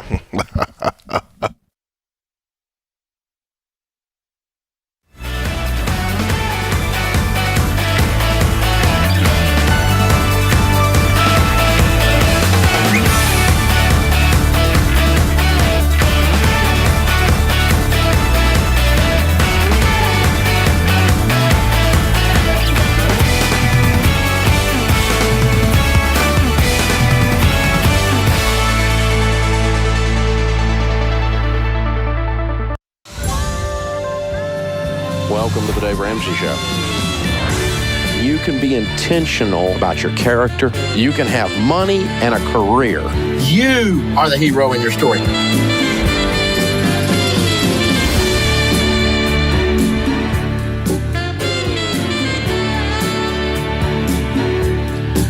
Live from the headquarters of Ramsey Solutions, broadcasting from the Dollar Car Rental Studios, it's the Dave Ramsey Show, where debt is dumb, cash is king, and the paid-off home mortgage has taken the place of the BMW as the status symbol of choice. Chris Hogan, Ramsey Personality, is my co-host today. We're taking your calls about your life and your money. Open phones at 888-825-5225. That's 888-825-5225. Now, next week, in preparation for Christmas, we will be doing our annual giving show. It is one of the more popular shows we do, and we devote an entire day of shows to giving stories where you call in and tell about the time that you were able to help someone, able to give, able to be outrageously generous, or some time that you received something. That means someone else was giving. It's still a giving story. We want to promote and encourage outlandish, outrageous generosity. And so if you have a great giving story or receiving story to help someone be inspired about generosity, then you just email Kelly at daveonair@ramseysolutions.com. daveonair@ramseysolutions.com. Just put giving story in the subject line, tell a little bit about the story. Kelly will get back to you. We don't tell you what to say or anything like that, but we just line the calls up so that we can get you lined up on the air. And Chris, we've had some great giving stories over the years. We had 2 of them in-house this year. One, each of our team members, 1,000 team members, we gave them $250 each. Yes. With the requirement that they find someone in their life. It could be a family member, it could be a friend, it could be even an acquaintance that was affected by the pandemic this year and was struggling and hurting. And in some way, just be outrageously generous with that $250. And we had some wonderful stories come back on that. People were able to find all kinds of situations where $250 just completely changes. Rock the world. And I'm going to tell you, having heard a few of the stories, it's one of those I get goosebumps just because we've had single moms be impacted. You've had people that with health issues that have been impacted that truly are going to have a different type of holiday season because of that. And I can't wait for us to see the whole compiled list, just the ripple effect of that, Dave, because once you have that mindset and that heart, what happens is you begin to make a difference, and you can talk about it or be about it. And through Ramsey Solutions, we were able to be about being a blessing to people. Yeah. And the second thing we were able to do was we took some of our Christmas party budget this year, and we used it to buy old bad debt. And we bought $10 million worth of medical debt and old car repossession debt and credit card debt, 8,000 accounts. And like I said, there's roughly 970 of us, something like that, right about 1,000 of us. And so we gave everybody 8 people to contact and tell them that their debt was forgiven. And the stories that have come out of that were absolutely amazing. It's Jesus' birthday. God sent his son so that we're forgiven. We're Christians, and so we like celebrating that. And we do it loudly and boldly. And so we're going to forgive your debt, $10 million worth. Listen, and some of the stories back on that, the amount of tears were incredible. Listen, I don't know why this hasn't been picked up by a major news network. You all, yeah, you do. Well, I know it's ridiculous, but to hear people, and you got to hear this now. So this is old debt. It could have been hanging around for 5 years or more, right? Where people haven't been able to make progress on it, and to get a phone call, not a collection call, but to get a phone call from somebody to tell you that debt's been forgiven in Jesus' name. You can't imagine the responses we got. You can't imagine the relief that people felt to have this thing that's been around their neck or this thing that's been in the back of their mind or their spirit, for it to be removed was amazing. Yeah. Absolutely amazing. $10 million off the books. Gone. Like erased. And we had dollar amounts anywhere from 500 up to 15 to 20,000, but it didn't matter. It was you could hear the joy in the people's voices. And I tell you, that's a job I would take all day long to make those kind of phone calls. Yeah, sit and call people, tell them their debt's forgiven. Yeah, that'd be a great job all day. But it's amazing. It was amazing. It was interesting too, calling, because I had like 10 people to call. And everybody else had 8, but I got 10 because it's kind of like my company. So I never got a person. I got 3. I think I got 4 voicemails, and left the voicemail, and then I got a bunch of disconnected numbers. I did too. Yeah. And so because obviously if you're in collections, you don't pick up a strange phone number. No. I don't pick up a strange phone number anyway. Yes. If you're not my caller ID, I just figure you're stupid. You need to be calling me. So boom, you're gone. You can get in touch with me some other way, because I just don't take phone calls that much anyway. But anyway, if you're in collections, I suppose it's that way now. Oh, yeah. You're not going to pick the phone up because some duper trying to hassle you, right? Well, so then they open up their voicemail and it's me on there going. One of them was $36,000 worth of car debt forgiven. That was pretty cool. But I have no idea. I didn't talk to the guy. But I just left him a voicemail. But some of them are calling back into the Ramsey concierge team, and they're hearing the stories too. So maybe some of mine got through. But you kind of got a feeling what it's like to be a collector. You got a bunch of dee. This number has been disconnected, right? And that's what you do all day? Yeah, Dave, I used to do that back in the day. Myself. You did? Back in the day, I would give out money at the first of the month, and then I got to collect. That explains so much. What does that mean? So to be on this you side were of a it, collector with that voice? I used to make phone calls. There are people still in counseling. And even knock on doors. Oh, no! Back in the day. Yeah. Yeah. Oh. I know better now. Yeah. I'm on the right side of the process. I'm preventative medicine. Yeah, you're not. Yes. You're not on the dark side anymore. Come to the light. Yeah, I did. I really did. But the cool thing was not only did we call them and leave them that voicemail, they're going to receive letters from us confirming it. And it was just a blessing. And I want to encourage you out there, especially this time of year. You have people that are struggling and they look like everything's okay. On the outside, face is okay, and they say stuff like, "How's everything going?" Just fine. Just fine. They'll even tell you, "I'm okay," or "Everything's all right." I truly, those people, and I want you to make an impact in asking and praying for them, but also giving in small and big ways. And tell you what, if some of you are going anywhere where there are valets or servers or anybody in the hospitality world, they all are operating on about 20% of their normal income. Because it's just their lives have been screwed this year by the shutdown. And so, somebody delivering a pizza to your house, you really need to throw a big tip on them. Yeah. Can I tell you a cool story? Take a tip, triple tip, quadruple tip everywhere you go during the holidays especially. Real quick, there's an FPU class, one of our team members sent this to me. They were meeting and doing the social distance, but they were still doing their class. Well, they called and ordered pizza, and this guy brings pizza to the door. They give him a copy of Dave's book, Total Money Makeover and Retire Inspired, but there's an envelope inside of it. They had collected a tip for this guy and gave him $400. Okay, the delivery guy. And he's sitting there holding the book and the cash, and he goes, "Are you serious?" And they were like, "Absolutely. This is what this class is about. We want you to read these books, but be blessed." Yeah. And that was really cool. They got it on video. It's awesome.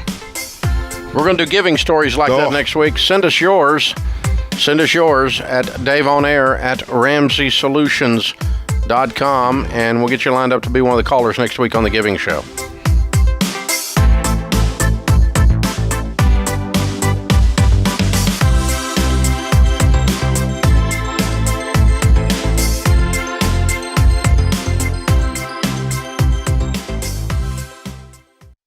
We were drawn to Christian Healthcare Ministries because we both had young families and we wanted to have more children. And we had also just started a real estate company and needed to find healthcare coverage that would meet our needs. CHM is not health insurance, but it is Christians helping other Christians by sharing each other's medical bills. The medical bill sharing from CHM was exactly the way the website described it. There were no surprises, no bait and switch, no hidden agenda. CHM did everything they said they would by sharing all of our eligible needs. We like that it's a nonprofit ministry and that we were being better stewards of our money, all while helping other families. Established in 1981 and accredited by the Better Business Bureau, CHM is here to meet the needs of your growing family or small business. Get started today and check us out at chministries.org/budget. That's chministries.org/budget. We absolutely believe in it.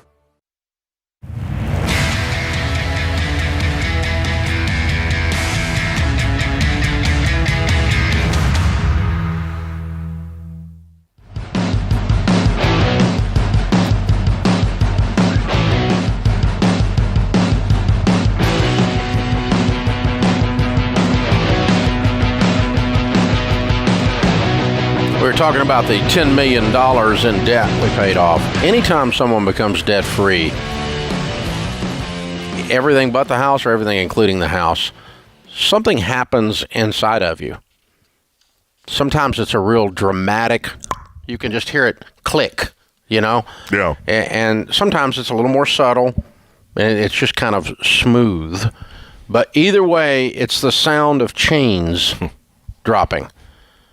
Because the borrower is slave to the lender. When I hear a debt-free scream, I always ask who the cheerleaders were. Because Getting to be a freed former slave requires some cheerleading and a lot of motivation and a lot of scratching and clawing and a lot of scrappy. So if you're ready to make some progress on your debt, you need some motivation. Join Ramsey Plus and you'll go through our step-by-step money plan with people just like you who are trying to get out of debt. It's good to have some comrades in arms, a band of brothers to fight beside as you're doing this stuff. Our most popular class, Financial Peace University, is, of course, part of Ramsey Plus. You connect directly with people who can hold you accountable and encourage you to stick with the plan and stay away from, as Chris says, stay away from stupid. It'll sneak up on you.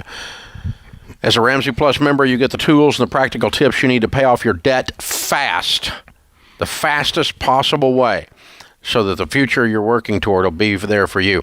You can get out of debt, and you don't have to do it alone. Join a Financial Peace University class after you become a Ramsey Plus member. To start your free trial of Ramsey Plus and join a class, you text the word JOIN to 33789. JOIN to 33789.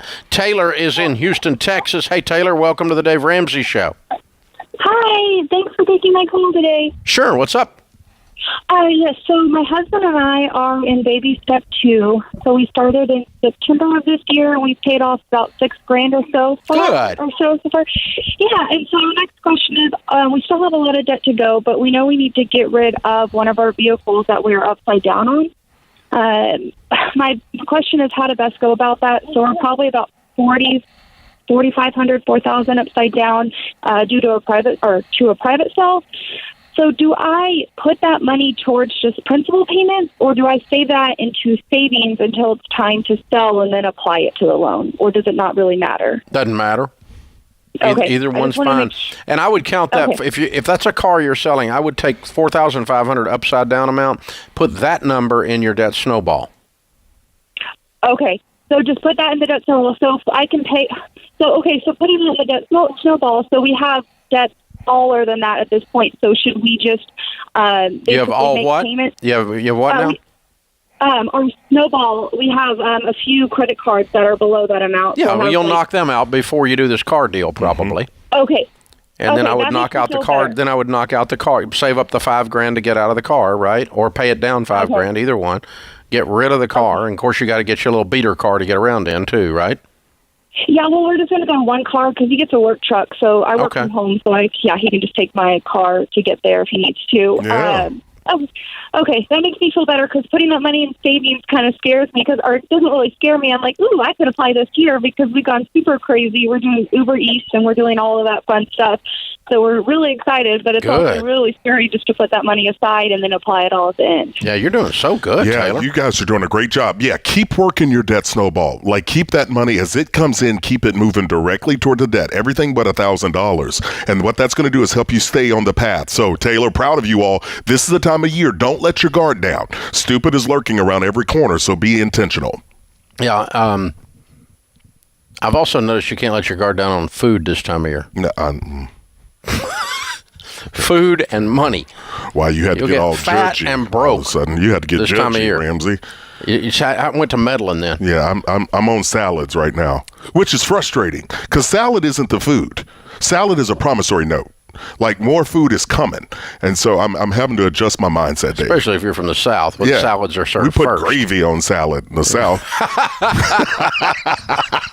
See, I think we found your problem. Yeah, all right, Jocelyn is in Sacramento. Hey, Jocelyn, what's up? Hi, Dave. Hi, Chris. How are you guys? Great. How can we help?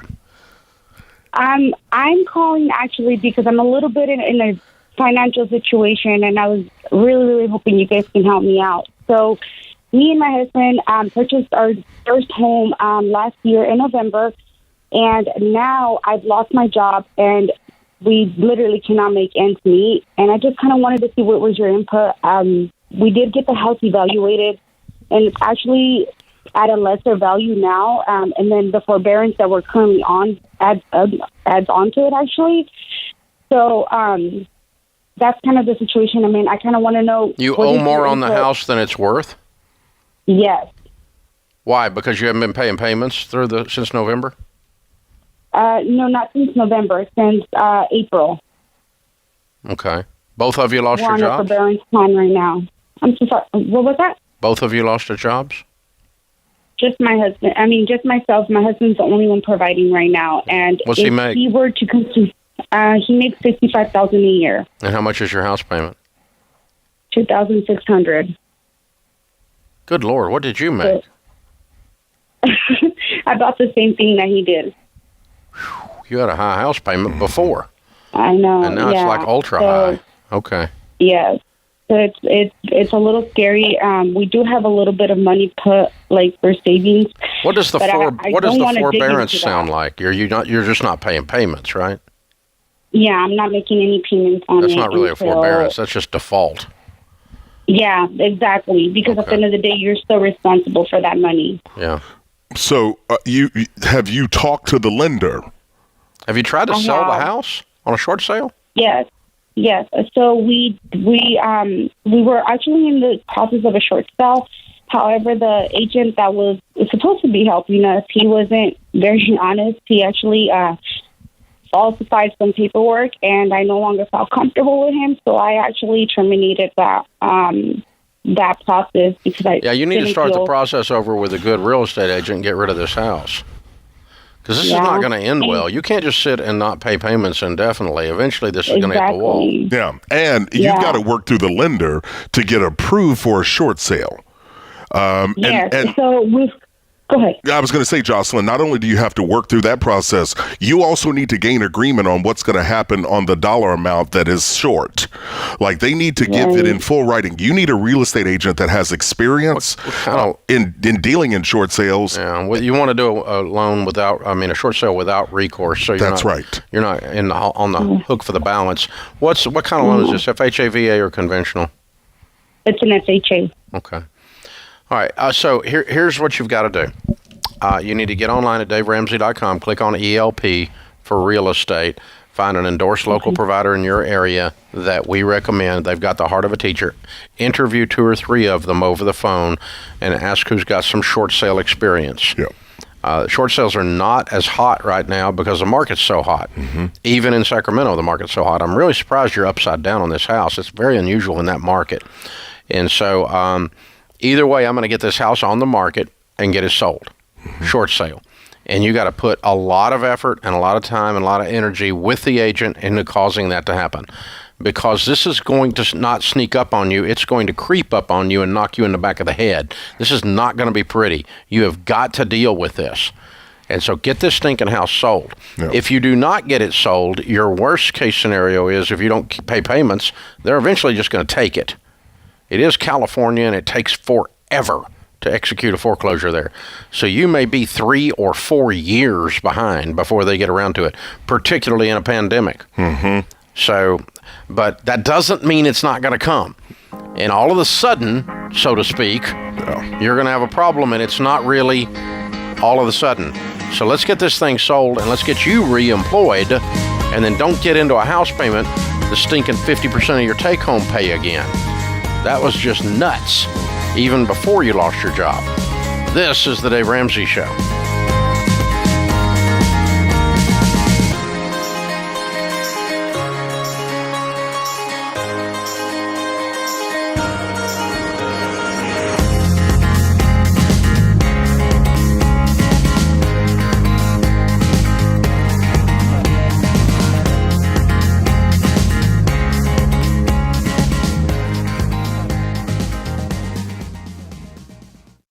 Folks, it's an honor to tell you about the Army National Guard.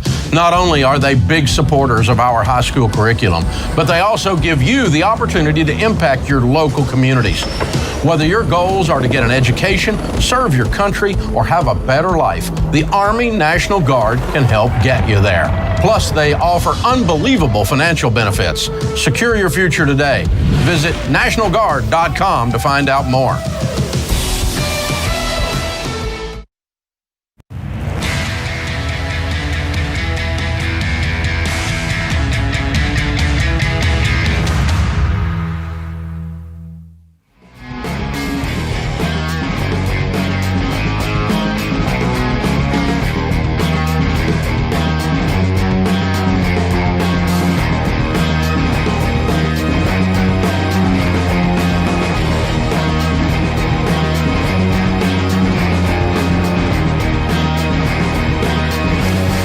In the lobby of Ramsey Solutions on the debt-free stage, Justin and Heather are with us. Hey, guys, how are you? Good. Welcome. Where do you guys live? Attica, Michigan. Awesome. Good to have you. Welcome to Nashville. And how much debt have you paid off? $72,260. All right. Love it. And how long did that take you? 8.5 months. Good for you. Wow. And your range of income during that time? Well, we're self-employed, so in 2019 we had $80,000, and this year we're projected to make between $115,000 and $120,000. Wow, very good. Excellent. What do you guys do for a living? I'm a carpenter.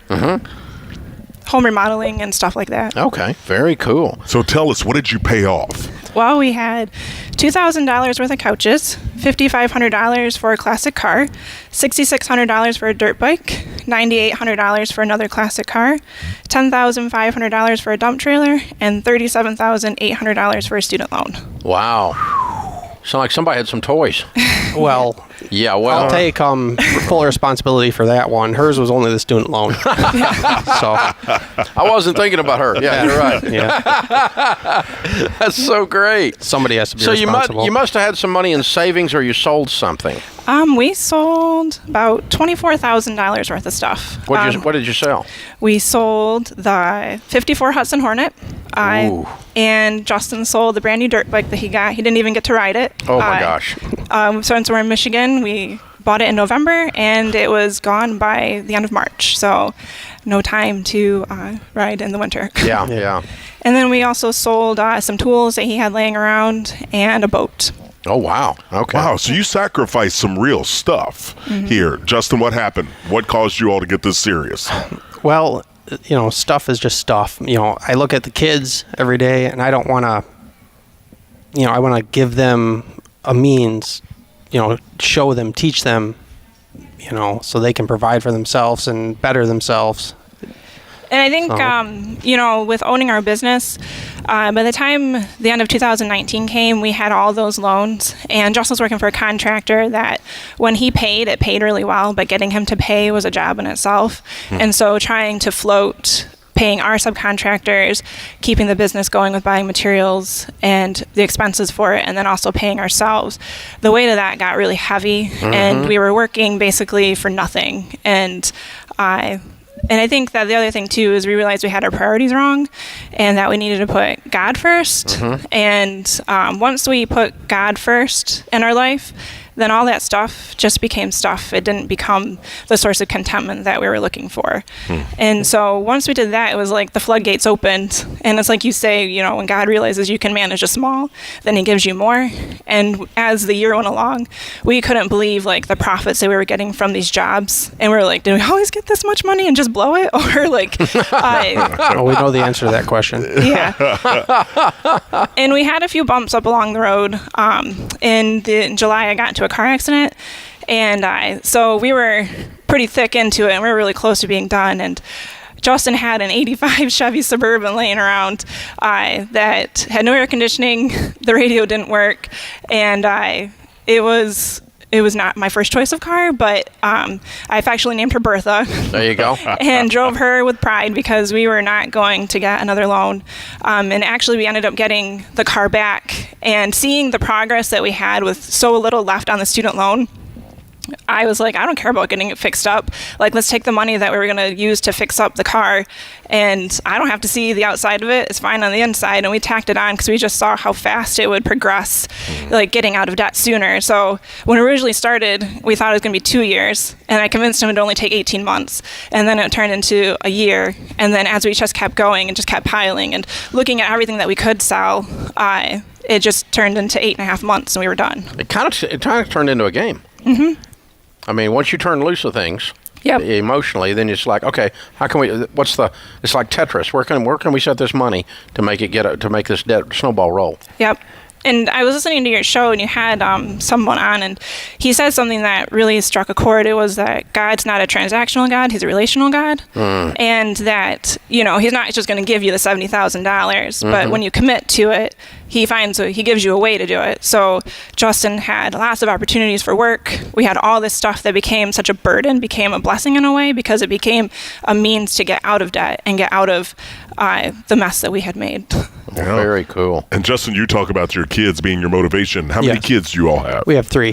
How old are they? 5.5, okay, almost 4, and almost 2. Huh. So, and the stuff is just stuff. You don't, okay, I don't have a brand new dirt bike. I have a 20-year-old dirt bike. I have a 25-year-old car. It gets me to work the same way. That's right. So, what's it really matter? That's right.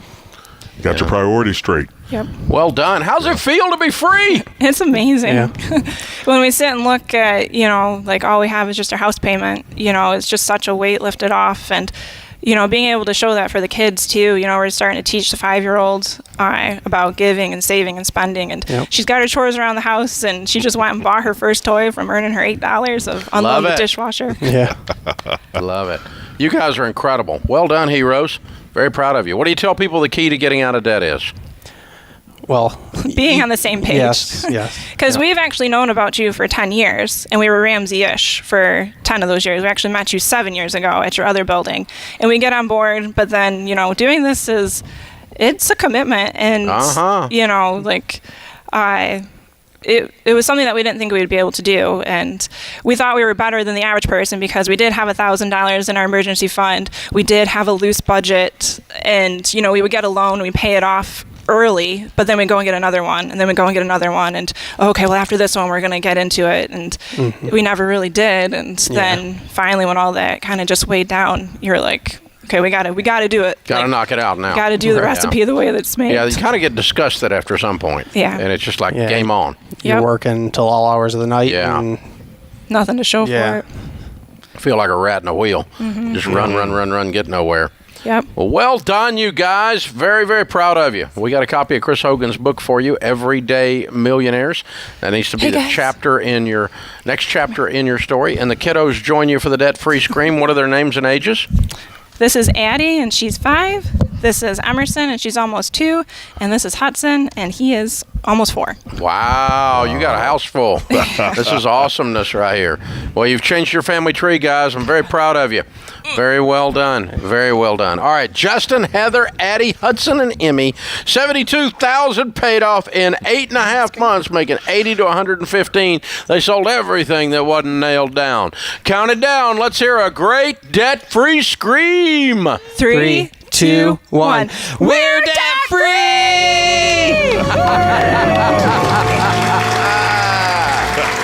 Well done, you guys. Oh, wow. Very, very well done. Absolutely. These young people, these young kids are going to have a whole different future now. Mom and Dad have taken back control and have a path and have clarity, and that's fantastic. You guys just started a legacy, and it's amazing. It is amazing. You're looking at a family tree that got changed. Those of you watching on YouTube, and I got to tell you, that's a real thing. It really happens. Yes, and, it does. Rachel Cruz was born the year that we went broke. And we started understanding these things. And, of course, our older sister Denise was a toddler. Our marriage is hanging on by a thread. That's the year our life was changed. We said never again. Never again. And now Rachel's got kids this size. So, and that, the family tree changes. Yeah. You are changing it, but you have to make a decision, and you have to draw a line in the sand and go, that's it. We're done. That's right. We're done. And you don't have to drive a 20-year-old something the rest of your life, but you do until you don't. You got to make those sacrifices. It's a requirement. You got to do it until you don't got to do it. Yep. That's it. And you pay cash for it as you go.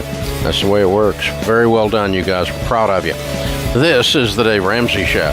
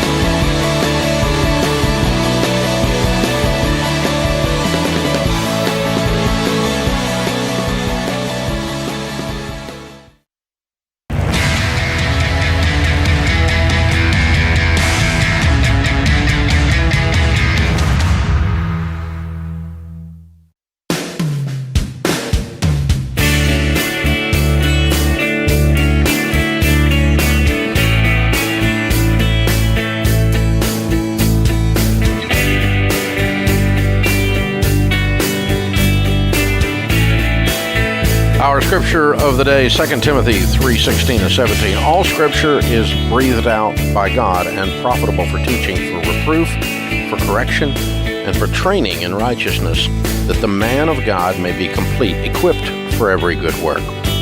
Zig Ziglar says, what you get by achieving your goals is not as important as what you become by achieving your goals. Open phones at 888-825-5225. Chris Hogan, Ramsey Personality, is my co-host today here on the air. You jump in, we'll talk. 888-825-5225. Fort Knox, Kentucky, David is on the line. Hi, David. Welcome to the Dave Ramsey Show. Hi, Dave and Chris. Thanks so much for taking my call. Sure, man. What's up? Hey, so I am, if everything goes right, starting law school this upcoming fall. Now, unfortunately, I don't have the money to cash flow it, but I am in the National Guard, and they do offer a student loan repayment program if I reenlist. Now, I have money for this upcoming year to max out my Roth IRA, and I guess my question is, should I still invest and rely on that student loan repayment plan for the Guard, or should I stop investing and start saving to pay off law school? Well, law school is an investment also. A better investment than a mutual fund. So I would stop all investing and cash flow everything, and you'll get the money anyway from the National Guard, and then that'll just cash flow the next semester or the next year. Okay. Well, so the student loan repayment program, I won't really see the full fruition of it until about 5 years after law school. So I guess that 8-year time frame is just worrisome, but that makes sense. Why will you not see it until 5 years after? So in order for it to actually be applied to my law school loans, I'd have to reenlist after law school's done. And then they don't start paying on it for another year. So it'd be at least 4 years before I see any money. Okay. I got you. Yeah, I'm going to do everything I can to cash flow law school then. And then when that money comes, it'll just be a repayment at that point. Right. Yeah, absolutely. Because, I mean, they're going to do that program. They're going to follow through on that without a doubt. Yeah, that might be that might change your plan a little bit, but either way, that's what I'm going to do. And congratulations, well done, and thank you for your willingness to serve. Open phones at 888-825-5225. Zach is in Redmond, Washington. Hi, Zach. Welcome to the Dave Ramsey Show. Hey, Dave. How's it going? Better than I deserve, man. What's up? Sounds good. Hey, so my wife and I, in the last year, recently bought our first property. We graduated 2 years ago, and our mortgage broker reached out to us and said that she could save us like $400 by, I guess, interest rates being low and all that. She said something in her explanation about rolling over all of the money we'd paid into the mortgage into this new one, and how that made her not have to, I guess, get the house reassessed. I didn't quite understand everything, and so I don't know if the $400 is all we're looking at, or if there's other, I guess, side effects of a refinance. Is this an FHA loan? Yes, it is. Okay. What she's proposing is what's called a streamline loan, and the interest rate is a little higher than marketplace interest rates are, and then with the interest rate being a little higher, they offset that and they don't charge closing costs. That makes sense? Not sure. Not totally. So I'll tell you, our original loan was like $585 at 3.8 something percent, and she's proposing like 2.99% would be the new thing. I guess in my head, it made sense that with such a lower interest rate on such a high amount of money, it would end up costing us less. But I don't understand all the financial speak. So, no, what I'm saying is the interest rate you have today is what? 3.875, I believe. And they're quoting you what on the new one? 2.875 or 2.9. Okay, so 1% change. Depending on credit. And you have any closing costs on the quote you got? She said that they were going to cover any upfront costs, but I did take a look at she said it would cost about $3,000 on the tail end of the loan, like I would just pay it over time. Oh, they just rolled the closing costs in. Okay, so it's not a streamline. Okay. Streamlines, they don't charge closing costs on, and the interest rate is higher, but 2.875 is not an above market rate, so that's about a market rate. And so that puts you in pretty good stead there. So you're saving 1% on $500,000, which is $5,000 a year in interest. Okay. So and if it costs you $3,000 on the back, it was worth it. Okay, so this is absolutely something we should do, is what I'm hearing. Well, the scenario the scenario Dave just laid out for you is the scenario you should do. I don't know what your person was talking about. Sounds like they're talking around you instead of to you. So I'm going to reach out. If I'm you, I'm going to reach out, talk to Churchill, talk with them about what you're looking to do and understand the difference. Yeah, call Churchill Mortgage and get a different quote and see what they can quote you and see how that compares, and also try to get a little bit better explanation as to what you're getting into.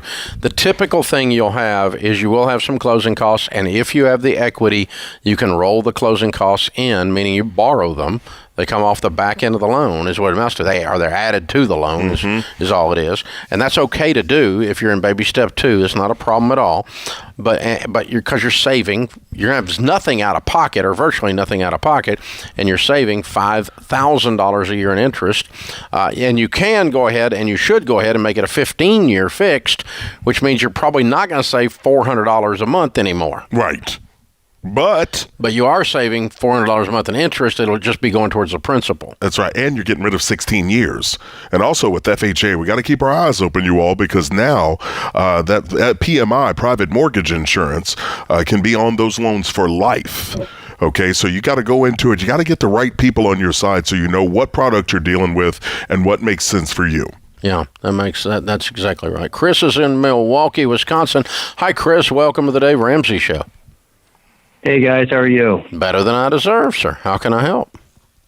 Okay, so I have a bridge account / investing question for you guys. Thanks to both of you, my wife and I paid off about $400,000 in student loans. Way to go! Last year. Wow.